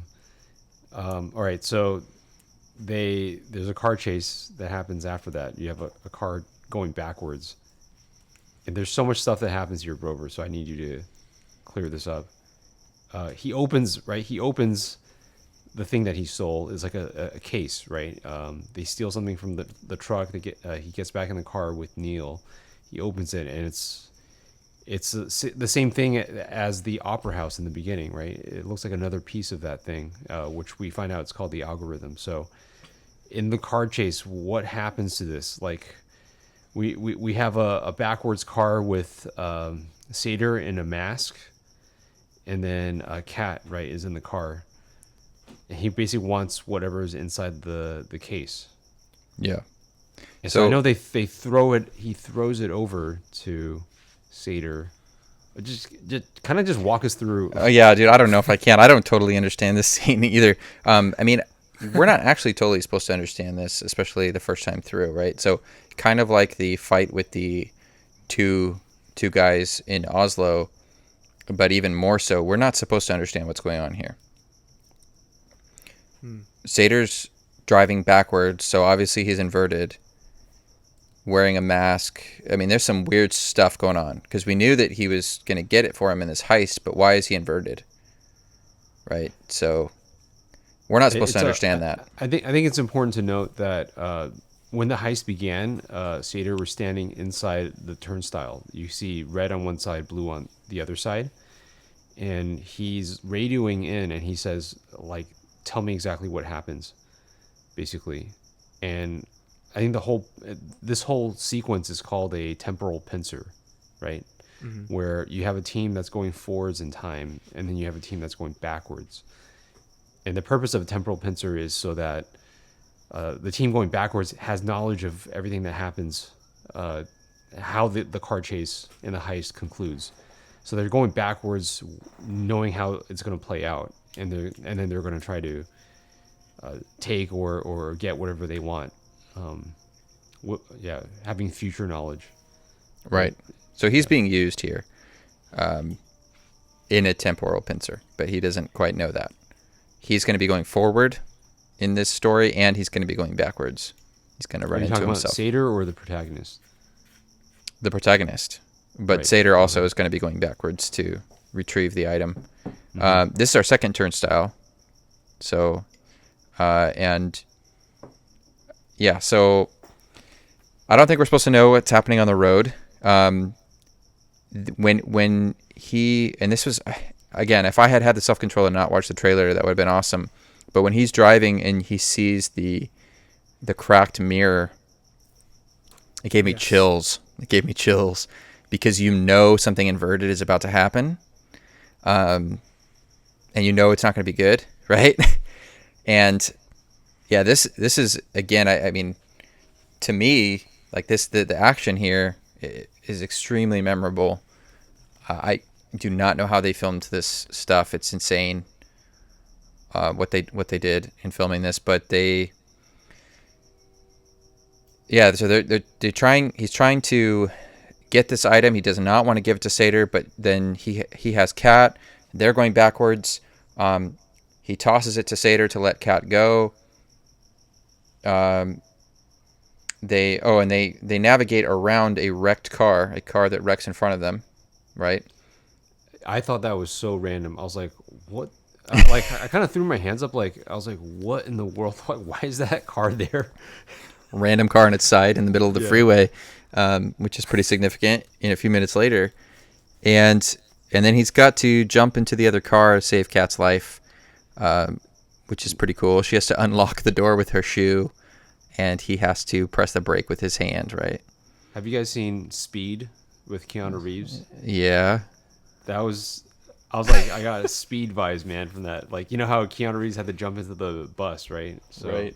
From a moving car. It was like pretty similar. That was pretty cool. Oh, I love that shot of, you see both cars, right? Like Kat's car is going backwards, I think, and then Neil and the protagonist's car is going forwards, and then the camera pans up from behind, and you see all the cars in the front. So they have a limited amount of time, before they crash into those cars. I thought that was so cool. Yeah, crazy sequence which ends with, unfortunately, them getting taken, which you don't fully understand why they're being kidnapped here, because they've already given, as far as we know, they've already given the thing that Sator is looking for to him. So they take him back to the turnstile, and this is a turning point, pardon the pun, right? But this is a pretty significant scene, because this is going to introduce us to the protagonist himself going through the turnstile. Mm-hmm. So this is a scene that I feel like I've seen the movie 3 times, and I can barely catch up with what's happening, because there's a lot happening, and it's happening in 2 different directions at once. So they're having a conversation across the glass, which they have a microphone that inverts it, right? So they say something and it plays, and you hear them basically saying something backwards, and then it plays forwards. Yeah. But it goes the other way, actually. They say it, and then you hear them talking afterwards, backwards. And there's a Russian accent, and they're talking through a loudspeaker, so it's like all kinds of distortion. Yeah, and I think that's intentional. This is a really chaotic scene, and he sees that she's already shot, because he sees in the inverted bullet hole in the glass with blood, and he's threatening to shoot her if he doesn't give him the information. So then he gives it to him, but then he's threatening him after. Neil said he was calling in the cavalry, and then Sator escapes, and a bunch of other soldiers show up to help good guys. And you're like, okay, what what's going on. I wanted to get your guys' opinion on this, because as we're seeing Kat being threatened here, I feel like we've, at this point in the film, gotten enough. They've gotten us to invest enough in her story and her as a character, so that we're rooting for her and rooting for her safety. I'm wondering if the chaos of this is actually kind of like a way for Nolan to kind of communicate the heart of what's going on, like the emotion of what's going on in the scene. Like at some point, I think our human brains are just unable to process the chaos, right? Like Derek, you've seen this 3 times, Mike, you've seen this 4 times, and there still is this like sense of I can't keep up with what's happening here. But at the heart of what's going on, like Kat is being threatened, and like the protagonist is doing anything he can to try to save her. And I think that I actually felt a lot of emotion during this scene, even though it was really like crazy and hard to understand. Dialogue was hard to understand. I felt really terrified for our characters. And I'm wondering if that kind of matches that thesis statement of like, if you try to understand it, you won't, or like, don't try to understand it, but you have to feel it. Like, I think I was feeling this moment, like, and I think it was designed that way. Like, I think there's something interesting about what's happening here in this movie, because I have only seen this once, and you guys are bringing up a lot of stuff that I actually don't even remember in this film because I only saw it once, but I remember how I felt in this moment, and I remember that. Like that feeling of fear. And I'm wondering if like some of the technicalities of it is like Nolan kind of turning his whole fandom against itself in a way, which is like, I remember Inception, when everyone was like writing blogs and making YouTube videos and theories of like, okay, this is why it wasn't real, or this is why it was real. Like, he's turned this into a thing where like we're like analyzing it, but then what if Nolan's trying to actually get us to like feel it? And I'm not saying it's cool to understand and try to like get the mechanics of it, but I'm wondering what you guys think of that idea. Like, could he be doing that in this moment? Yeah, I think that's such a good point, because I think everybody's first experience of it, like I haven't talked to anyone who's seen it for the first time and not liked it, you know, but Right. also at the same time, I haven't talked to anyone who understood the movie, you know, the first time. But so I think everyone's leaving with that feeling of having enjoyed it, the spectacle of it, and even like the intensity of some of these scenes, like what you just talked about. Like I totally felt the same thing. Like she was shot with an inverted bullet into the glass, like, you know, it's such a graphic scene. I know it's PG-13, but it's just like, Yeah. you don't want her to get shot, you know, and you feel for this character and you want her to be saved, but then she gets shot. And they mentioned the inverted bullet is like inverted bullet wound is way worse than a normal bullet. Yeah, so I totally agree with you, and I think maybe he that's what he's onto. I think maybe Joe, you're kind of you kind of catch on to what Nolan's trying to do here. Like maybe for the first viewing, he just wants us to feel the film and to just be in awe of it and just be taken on a ride. And then the second and third time and fourth time you watch it, like you're figuring it out. You're trying to like piece the puzzle together. Yeah, it's like a rewarding art piece, right? Like, yeah, where you keep coming back to it. Yeah, and he's always said, like, I've watched behind the scenes for his movies, and he always says that he loves movies that get better as you rewatch it. There's something for you every time you go back to revisit it. And I think he's kind of created that here. There's something really special. Dude, that's amazing. And I do think that Kat and her relationship to her son Max represent the heart of the movie, and what we and kind of, so if Sator is the bad guy, and actually just sort of some kind of arm of the future, I mean that stuff is an explanation, but like we said, it's not the focus, right? We don't want to like have, you know, the like disaster movie shots where it like shows different cities with bad things happening or something. It's not that kind of movie. He wants something a lot more personal, and so Sator is the sort of personal face of the antagonists, whoever they are, of this Cold War, and she's the personal face of the victim, right? So what you would want to achieve is for her to be able to have a future with her son, and she loves her son. She's a mother who loves her son, who is trapped because of the abusive husband who, who's blackmailing her and threatening to separate her from her son. And so we're increasingly afraid for her. We see her, she's confident and smart and beautiful. And then we find out that she's actually afraid.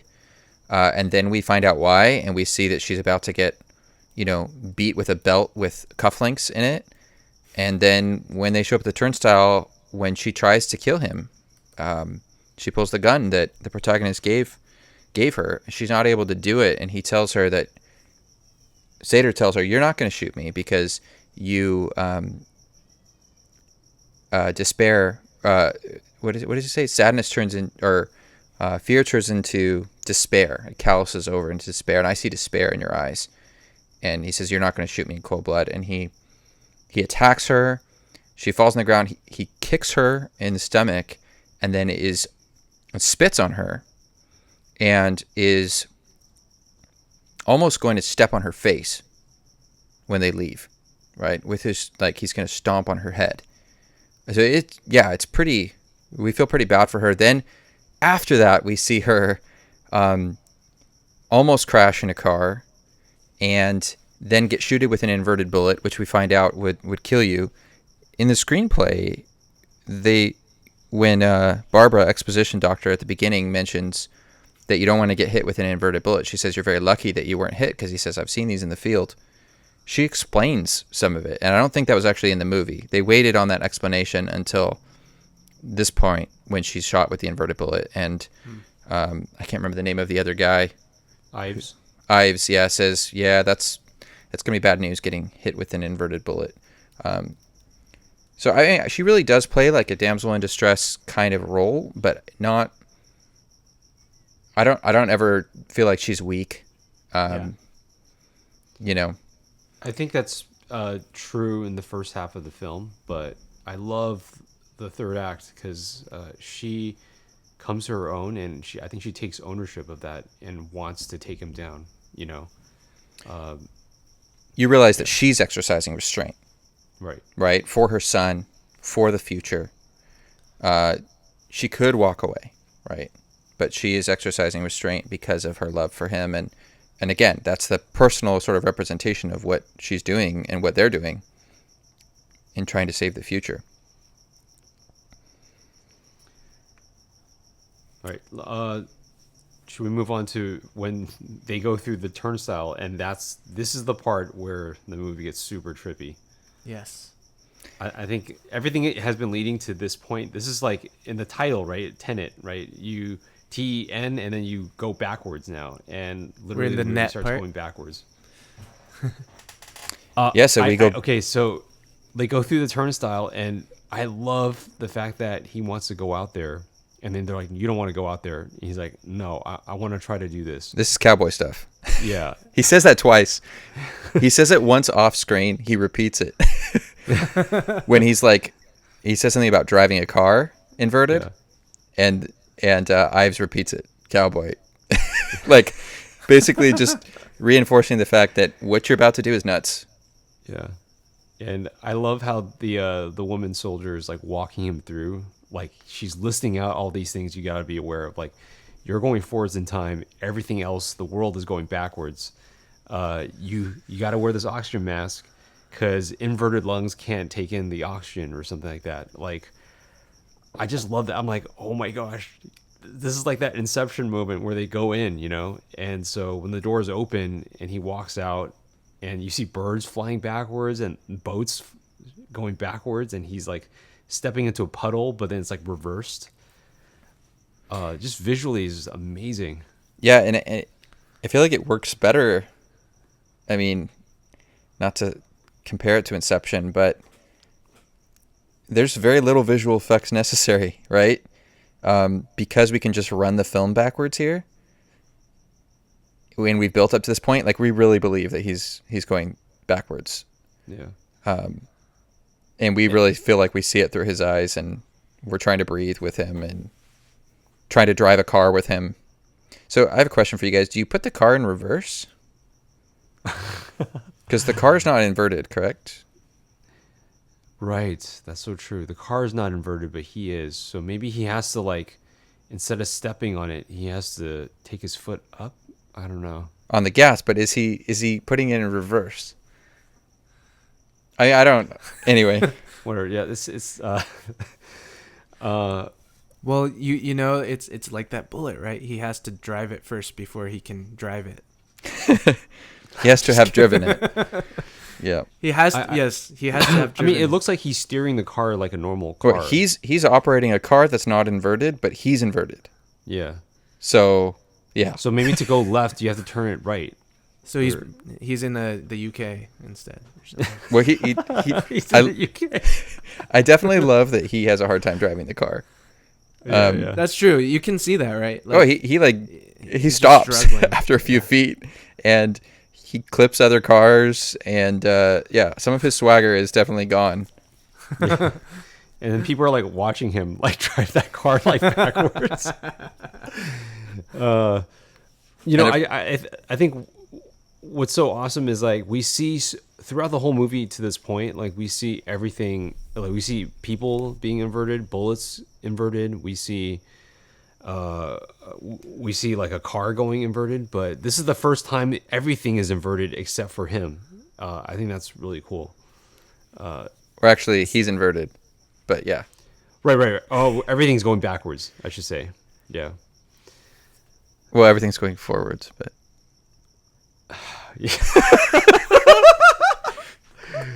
damn this movie.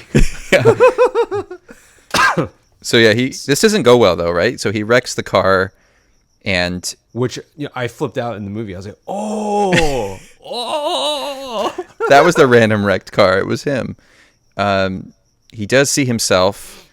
Sator is also going back, and that's why he was there inverted. Puts the tracking device in the case, and yeah, he ends up basically by going back and doing this cowboy stuff, he gives him the location of he actually hands him the item accidentally. And he's like, oh, okay, I think I'm beginning to understand how this works. But again, I like that he makes mistakes. Yeah, the swagger is taking a hit, maybe a little Swagger's inversed, so now it's like reverse swagger. So it's Rega, right? Or Regas? Yes. Regas. Rotas. All right, so he wakes up in a shipping container with Kat and Neil, which I thought what I thought was cool that they have to invert to go backwards to Oslo because that was the last turnstile. Now, and then also they have to invert so that Kat's wound, because her body's entropy and her atoms are inverted, so now her wound is healing. Yeah, so they want to invert her for a couple hours and then go back through a turnstile to start going forward again. So that's their idea, is to go back to Oslo. And I like that Ives says it's impenetrable. And what is it Neil says? He says something like, not a week ago. Yeah, it wasn't a week ago. we crashed a plane into it, right? So they're going to go back there. And again, I feel like this scene now takes on such cool significance where I just want to rewatch. I'm pretty sure there's a couple shots where we can see them going back and forth because they're in this scene multiple times, right? Going different directions. When they exit the shipping container and they literally, it's like a veil that's pulled, like a curtain that's drawn back, and you see the entire aftermath of the airplane crash. But everything's going backwards. People are running backwards. You see fire moving backwards and like water going back into a hose. You have debris going back into the plane. Dude, it's just like I was like, wow, like I was so in awe of this sequence. And I feel like reversing a video clip, right? That's like the oldest trick in like a filmmaker's toolkit, right? Like when you first get a camera, like one of the cool tricks you want to do is reverse the clip. And the whole film feels like it's just based on that premise. Like, hey, what if I just make a movie that reverses everything, like where you can use that as a concept? And we know that Nolan said that in this movie there's less VFX shots in Tenet than in most romantic comedies. It has less than 300 VFX shots. And for context, Avengers Endgame has 2,000 VFX shots. Batman Begins has 620. Inception has 500. Dark Knight Rises has 450. So we know that all this is done in camera, like in front of the camera. And I think it's mind blowing how they choreographed everything so that it could play backwards like this, but look like the main actors are running forwards. Yeah, and the fight now as he goes back in, and you immediately realize that he's. I mean, you figure it out beforehand. I mean, you start to realize as he has a wound on his arm and he was stabbed, and if you remember, he did stab the guy who came out of the turnstile. So he stabbed himself, right? And so all of a sudden he's got a wound.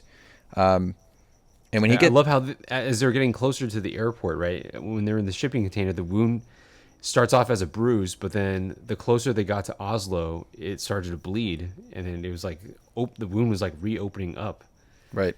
And then you realize it's because like he's going backwards to the point where he's gonna get stabbed. Yeah, the moment right before they exit the shipping container, he's dripping blood everywhere. Yeah, because he was stabbed like 3 minutes before that or something. I thought I had missed how he got injured. Like I was like, wait, where did that come? So it's cool that you guys are explaining that. It's awesome. It's like the broken mirror, right? So it's right. It's maybe it's a simple trick, but we keep doing this throughout the movie, right? Seeing a bullet hole, seeing a broken mirror, seeing a stab wound, and they're sort of hints, right? Some of them end up being like major plot points where we see things that we realize are going the opposite direction, and they're major plot points. But I loved watching the fight scene again from a different perspective and different camera angles. It's not like they just showed us the same fight, but it's different angles going a different direction. He can't come into contact with himself, which explains why he has the suit. And he can't just like pull off the mask and be like, "Heidi ho, it's me," like it's your old buddy, the protagonist. So yeah, I mean, they gave us a little bit of an explanation that, yeah, you'll be annihilated if you come into contact with yourself, which, I guess I can just accept that you shouldn't do that because it's kind of a normal sort of sci-fi thing, right? It's like when you time travel, you don't want to meet yourself or something. And then he finds out, and we find out that Neil actually knew originally that was him. And they have a conversation about that when they do get out of the turnstile. And now Kat is recovering, which I think is interesting. And he says, "Why didn't you tell me before?" And he says, "Look, what happened. And if you had known, you might have acted differently. So I couldn't tell you. And I knew you were going to survive anyway." And now we're starting to prepare kind of for the final act, right? Kat's getting better. We go see Priya again, right? And again, we find out, yeah, she knew a lot more. She always knows a lot more than she lets on. And we have more of an explanation of what's happening here, right? With the algorithm, that the plan here is to destroy the past. To destroy the past by inverting the entire world, right? So the explanation is that when we, the reason why when Sator lit a fire and he was left in the car and that, gave him hypothermia is because his entropy was going against the entropy of the world. The world's going forwards, he's going backwards, he's inverted. So, or as protagonist says, pissing in the wind. But if you can invert the entire world, then you could function inverted, which means whoever it is in the future that has ruined the future and doesn't want to live with, 2021 politics or maybe something else like dried up rivers, I think they say, right? Right. Same thing, right? Apocalyptic horror. We don't want to live with that, so we want to go. We can just, who cares if we annihilate our ancestors? We'll just go backwards, and then we can experience all of ancient history experience our whole entire lives. And so this is the Cold War, right? And so the stakes, which we've been told the entire movie are big. I feel like it's not until the third act that I really am understanding what is happening a little bit better. First time seeing it. Maybe second time okay, now I'm getting a little bit more why. At first I'm like, why do they want to do that? But I realize that's the conversation they're having when they talk about the grandfather paradox. Right. That, okay, yeah, wouldn't we cease to exist if they destroy us? And they're like, maybe, but they don't think so. And that's the important thing that Neil says, is they don't believe so. So they want to come back and so, yeah, we're set up for this. Do you guys want to just talk about the final act? I mean, that's the thing, right? That's where most of the $225 million budget probably went. Yeah, where was this filmed? I don't know, man. But the set, I mean, it looked really cool. Like, weird. We have those archways. Yeah. That they're, like, running through. Huge, enormous explosions and dust, like, reversing backwards while soldiers, like, run forwards. Yeah, I didn't notice this until the fourth time I saw it, which is like so you have two teams, right? You have one team that's going forwards, which is the red team, forwards in time, and then you have the blue team, which is inverted. They're going back in time. And so actually, when you see the blue team approach the battlefield, you're seeing the end of that battle. You see the explosion at the end, and Neil driving the car, pulling the protagonist and Ives out of the hole. Like, you see that.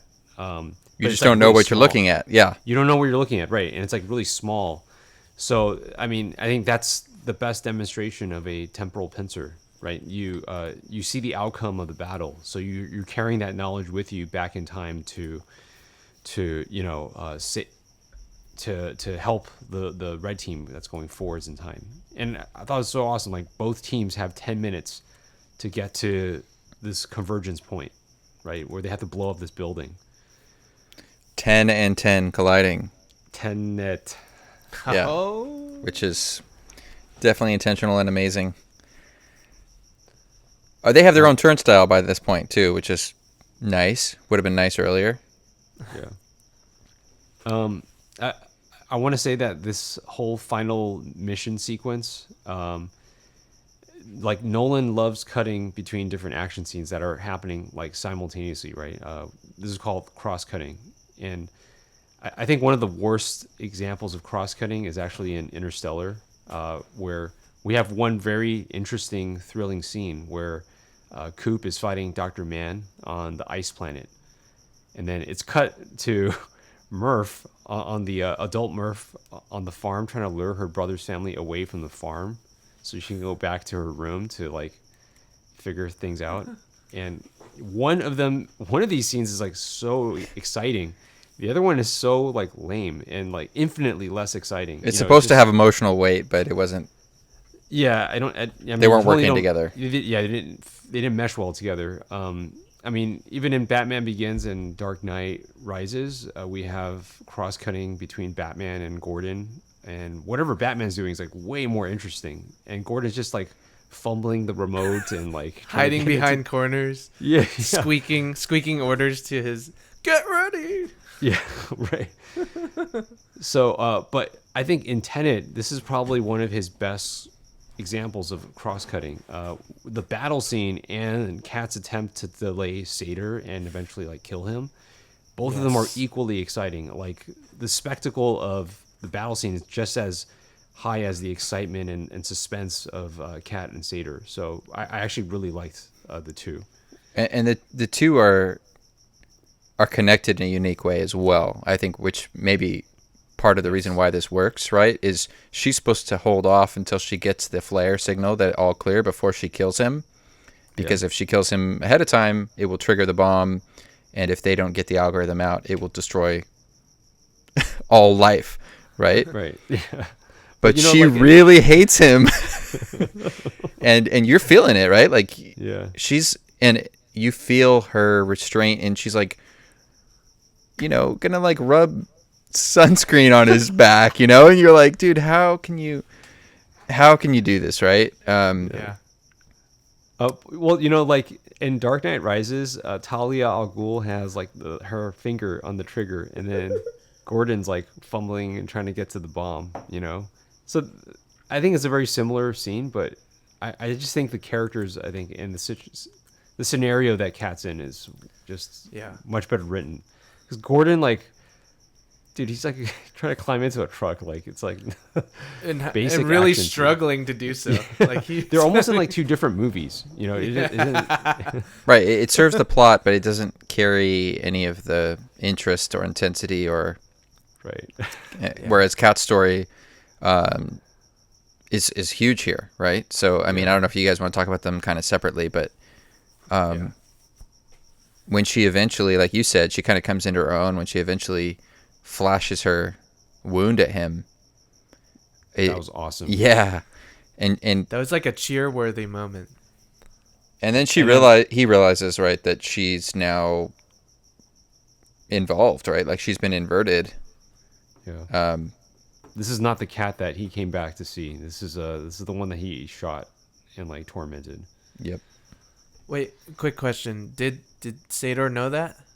Sator? No, he didn't. That's why. Right? So when she flashes her wound at him, the look on his face, and like Kenneth, we talked about Kenneth Branagh's performance, right? But dude, the look on his face, he's like, he looks at it, and then he has this moment of like realization, like, oh my god, this is the Kat from the future, inverted Kat. Yeah, and so he yells at her once he realizes this, but then she shoots him in the chest. Oh, does she shoot him with crazy. Is that a regular gun or is that a flare or? It's a gun, but it's PG-13, so there's like no wound. There's it's just a black dot on his chest. Yeah, with like a trickle of blood. Which it's interesting because that's not very violent. It didn't seem. But then when he falls, it's extremely violent. Because it's like, oh my god, you like cringe. You're like, oh. Right, and they did pause the music for one moment there. Right as it happens. Yeah, and felt my popcorn coming back up there. Yeah, his body just flops. While at the same time they are completing this final mission, this temporal pincer, and there's some problems with it, right? So it seems like they knew they were coming, so there's a trap set for them that when they go down, they have no way to escape, and then the door is locked. So I don't know if this is a significant thing, but we talked about the red and the blue. And the two doors, and there's the red and the blue doors, and there's the red and the blue team, and we have red team going forward, blue team going back. There's this the Rotas Sator backwards construction company which built all the turnstiles. The security guys have a logo that has like red, blue, and like a little splash of orange, and the case is orange that they're trying to find earlier. And then Neil's, which we find out is Neil, his bag has this orange string with a little washer pennant type thing tied to it. So it seems like he's the in-between of the things going forwards and backwards, because in this final temporal pincer, he goes backwards, and then he inverts and goes forwards. And then at the end of the movie, decides that he actually, in order for this to complete the loop, is going to need to invert once more to be the man who will show off his lock-picking skills and make this mission work, and then die, right? And then die to save his longtime friend that he's known for many years, who he just met a few weeks ago. Right? Yeah, right. The way you make it sound. That's awesome, dude. I think their friendship is really cool. And yeah, we don't get any background into the protagonist's story, but there's no friends at dusk, right? Because we live in a Twilight world, right? And yet he has a friend, and when we see glimpses into that friendship is like some of the only time that we see him seem to be happy, right? When he says, like, ignorance is our standard operating procedure. He said, whose standard operating procedure? Ours. And he like gives him 5, and they like both smile, and here at the end he starts tearing up when he talks about how he can't believe it. He says, we've known each other for many years. And he says, to me, this is the end of a long and beautiful friendship, or something like that. And he's like ready to cry. So no friends at dusk, no friends for a CIA agent who needs to be dead more than once and, resurrect in order to complete this mission to save the world. But I guess he had a friend, right? So like, I feel like that, and I mean, maybe we're coming to what you want to say about the protagonist, but Priya does say that you're not the only protagonist in this mission, right? And so he's not, right? He does have a team, and Neil is part of that, and Kat is part of that, and they have a role to play. And that has sort of a Dark Knight Rises feel to me, where it's like, you're not alone. You have a family. Together we'll save the world. But I liked their friendship, and I felt like this was a satisfying part of the reason to me why the conclusion was satisfying. Yeah, we kind of also find out that, I think, you mentioned it, but the protagonist, the entire movie is a temporal pincer, right? With Neil kind of going backwards and forwards in time. Right from the beginning of the movie, right? Neil saves the protagonist from that inverted bullet in the opera house. So we know that the protagonist in the future orchestrated this whole thing. And created Tenet. Right, he created Tenet. And so I feel like the reason he's named the protagonist is because he's essentially kind of like he's the storyteller of this film, right? He has knowledge of the entire thing. It's almost kind of like God, in a sense. And God knows who are the good guys, who are the bad guys, who's going to be saved, who's going to, whatever. So I think to name him the protagonist is like to have that knowledge, that like to know everything, and to be able to label someone that it's almost like, he's the author of the story, right? Yeah, I think it might also be a reference to the fact that this movie is a temporal pincer, right? So it's the story of his mission, and the technical term for the main actor in that mission is a protagonist, right? It's the word that he uses, and so he is that protagonist in this mission, and so we get to actually see his mission, right, from beginning to end, or end to beginning, right? Because this entire final sequence, right, this insane sequence happens one day before the opera, right? Right. So that's pretty crazy. And then the implication seems to be that the slab with the ammunition in it, giant ammunition that Barbara, exposition doctor, showed him, is actually from the final act of the movie, which I think is so cool. Dude, that's insane. So that's the battle the detritus of a coming war. That's what she was referring to. Right. Wow. So she's receiving scraps to examine, to send him on a journey, which will end with him doing something that happens earlier, right? So it's this loop. It's this paradox. I want to see the chart that the protagonist put together to make sure this happens. Right. Like, The how many infographic. details? Yeah, like, how did he get? Yeah, anyway. It involved a lot of red and blue, that's for sure. I guess if a filmmaker on this earth moving forward in time could make something like this, the protagonist is totally capable of a mission like this.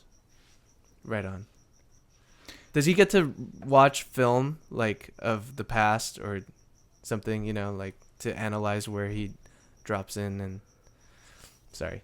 I don't think so, right? And that's part of the beauty of things being analog. Like they could have used a lot more of that. Like, oh, we can just like pull the CCTV footage and figure. Well, of like course, yeah. that would have been super lame, right? Yeah. And maybe that's why it's like that actually heightens the stakes. It's like he's taking a risk each time, right? That he's going backwards and that things may not go right or whatever. And so does Neil, right? Yeah. Who I assume would have been recruited because he has a PhD in physics, right?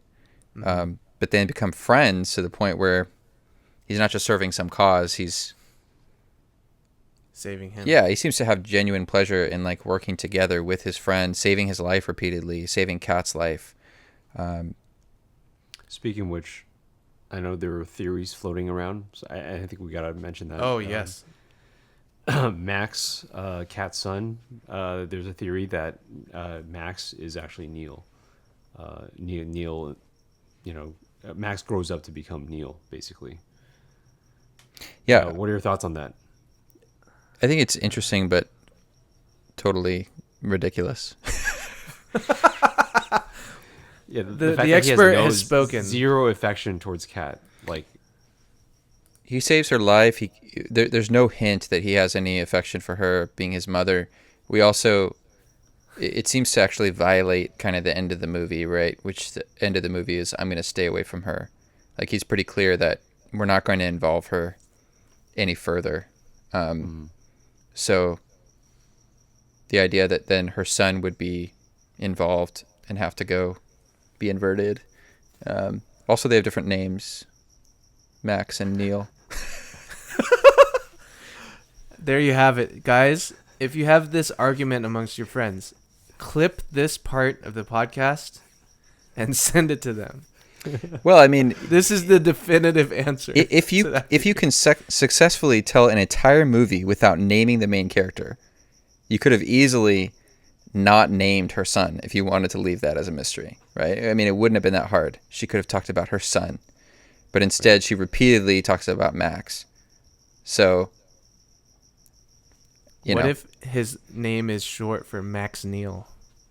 Like, oh my god! and it's actually a temporal pincer of names. and somehow a palindrome. Yeah. I'm just kidding. I want to say something about their departure as friends. I think that was like one of the most affecting moments of the movie to me, and I like couldn't understand why afterwards. I was like, he just found that out. Like, why is that like wrecking me? Because I was just like, oh my goodness, this like feels so emotionally heavy and like poignant, you know. I just wanted to say that like whatever Nolan did to kind of evoke that emotion, it was successful. Yeah. I agree. Yeah. It gave it the movie heart. There was such a weight to that moment. And John David Washington, I mean, shout out to him for acting his heart out in that moment too. Like, ooh, man. And that's where I do think there's a layer to the No Friends at Dusk thing, right? And even we live in a Twilight world, right? So all we know of him is that he has spent at least his adult life serving a greater cause, basically a soldier, and he's an honorable character who cares about people. He's a killer, but he also is not a cold-blooded killer, right? He wants to protect Kat, whom he doesn't know very well. He wants to save her and her son. It doesn't seem to be a real love story either. He is really intentional about, I don't want anybody on the plane that we're crashing, any innocents. Even in the beginning of the opera house, like we said, he wants to save people. So he's a hero, right? And we like him for that. And yet you have no family, no friends. Like, he's only working so that she can have a family, right? So that the future can have a family, but he has nothing. And so the idea that, like, within his world, he would actually have a best friend, Neil, who we get to see him kind of buddy cop, buddy spy, whatever, with the entire movie. Just the idea that they have this friendship that goes years into the future, we accept it at that point, and we can believe all of its emotional weight, and we see it on his face. And so it's a cool, we don't get to see them but for a few weeks, but we believe it. And that gives us hope for his future, right? Because we know that he's going to successfully create Tenet. We know he's successfully going to at least have a friend, which is cool because he can't, like, even talk to Kat anymore, right? So, yeah, that I feel like that's a satisfying conclusion, knowing that, hey, he's going to have a friend. I like friends.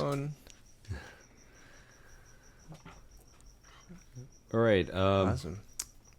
Do you guys have any concluding thoughts before we end the podcast? Right. I just wanted to say that this was a lot of fun walking through the entire movie, living through those moments again with you guys. It actually makes me want to watch it for a fifth time in the theaters. Even though it's coming out on Blu-ray, we're recording this early November. It's going to come out mid-December on Blu-ray. Is that for sure? Yeah, I looked it up online. So yeah, it's like December 15th or something. Because I heard Warner Brothers debunked that date. Really?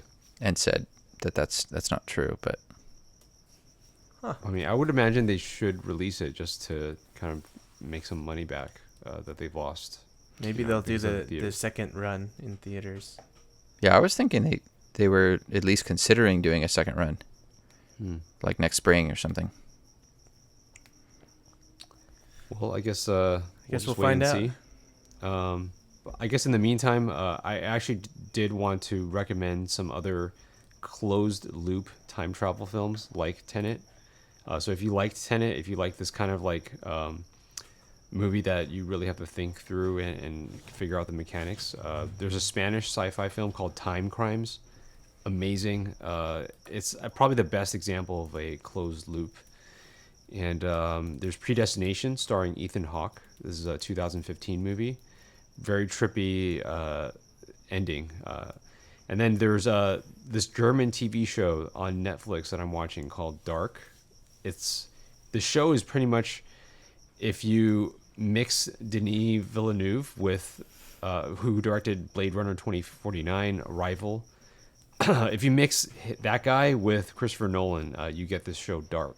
Highly recommend it. It's super trippy. I haven't finished it yet, but it has so much to offer. Do you guys have any like recommendations for time travel movies or closed loop movies? The one that instantly jumps to mind is Looper, right? Oh, right. Yeah. I mean, it's literally called Looper. But, yeah. That, I don't know if that's that's closed loop though, right? Like, well, I mean, it's a great time travel movie, but it involves closing loops though. Right. Yeah, I guess so. That one, you're actively changing the future as you're like, you can chop people's limbs off, and then the future selves start to lose limbs. Oh, okay. Well, actually, guys, don't watch that one then. No, I mean it's a great movie, but sorry, I just thought we were dropping. All right, never mind. Yeah, Looper's awesome. No worries. Yeah, just kidding. You gotta shout out the Last Jedi director, dude. Of course. Ryan Johnson. You have to say Ruin Johnson with like all caps and lots of anger. Shout out to Collider comment guy. Oh yeah, I love that guy. Just a clarification. We all like Ryan Johnson. We all like his movies. We just thought the Collider comment guy, Ruin Johnson's really funny. Literally every story comments. Every article he has to comment on it. It's like everyone's waiting. Where's Ruin Johnson? That was comedy gold. All right. Guys, this was fun. Well, thank you so much, everyone, for listening to this podcast. This is probably the longest podcast we've ever recorded at almost 2.5 hours. So, and thank you, Derek, for joining us and for walking us through the movie. It was highly enjoyable. It was a blast. Thanks for having me, guys. All right. So please tune in next time to the Week of Foolish podcast. Thank you again for joining. See you then. Peace.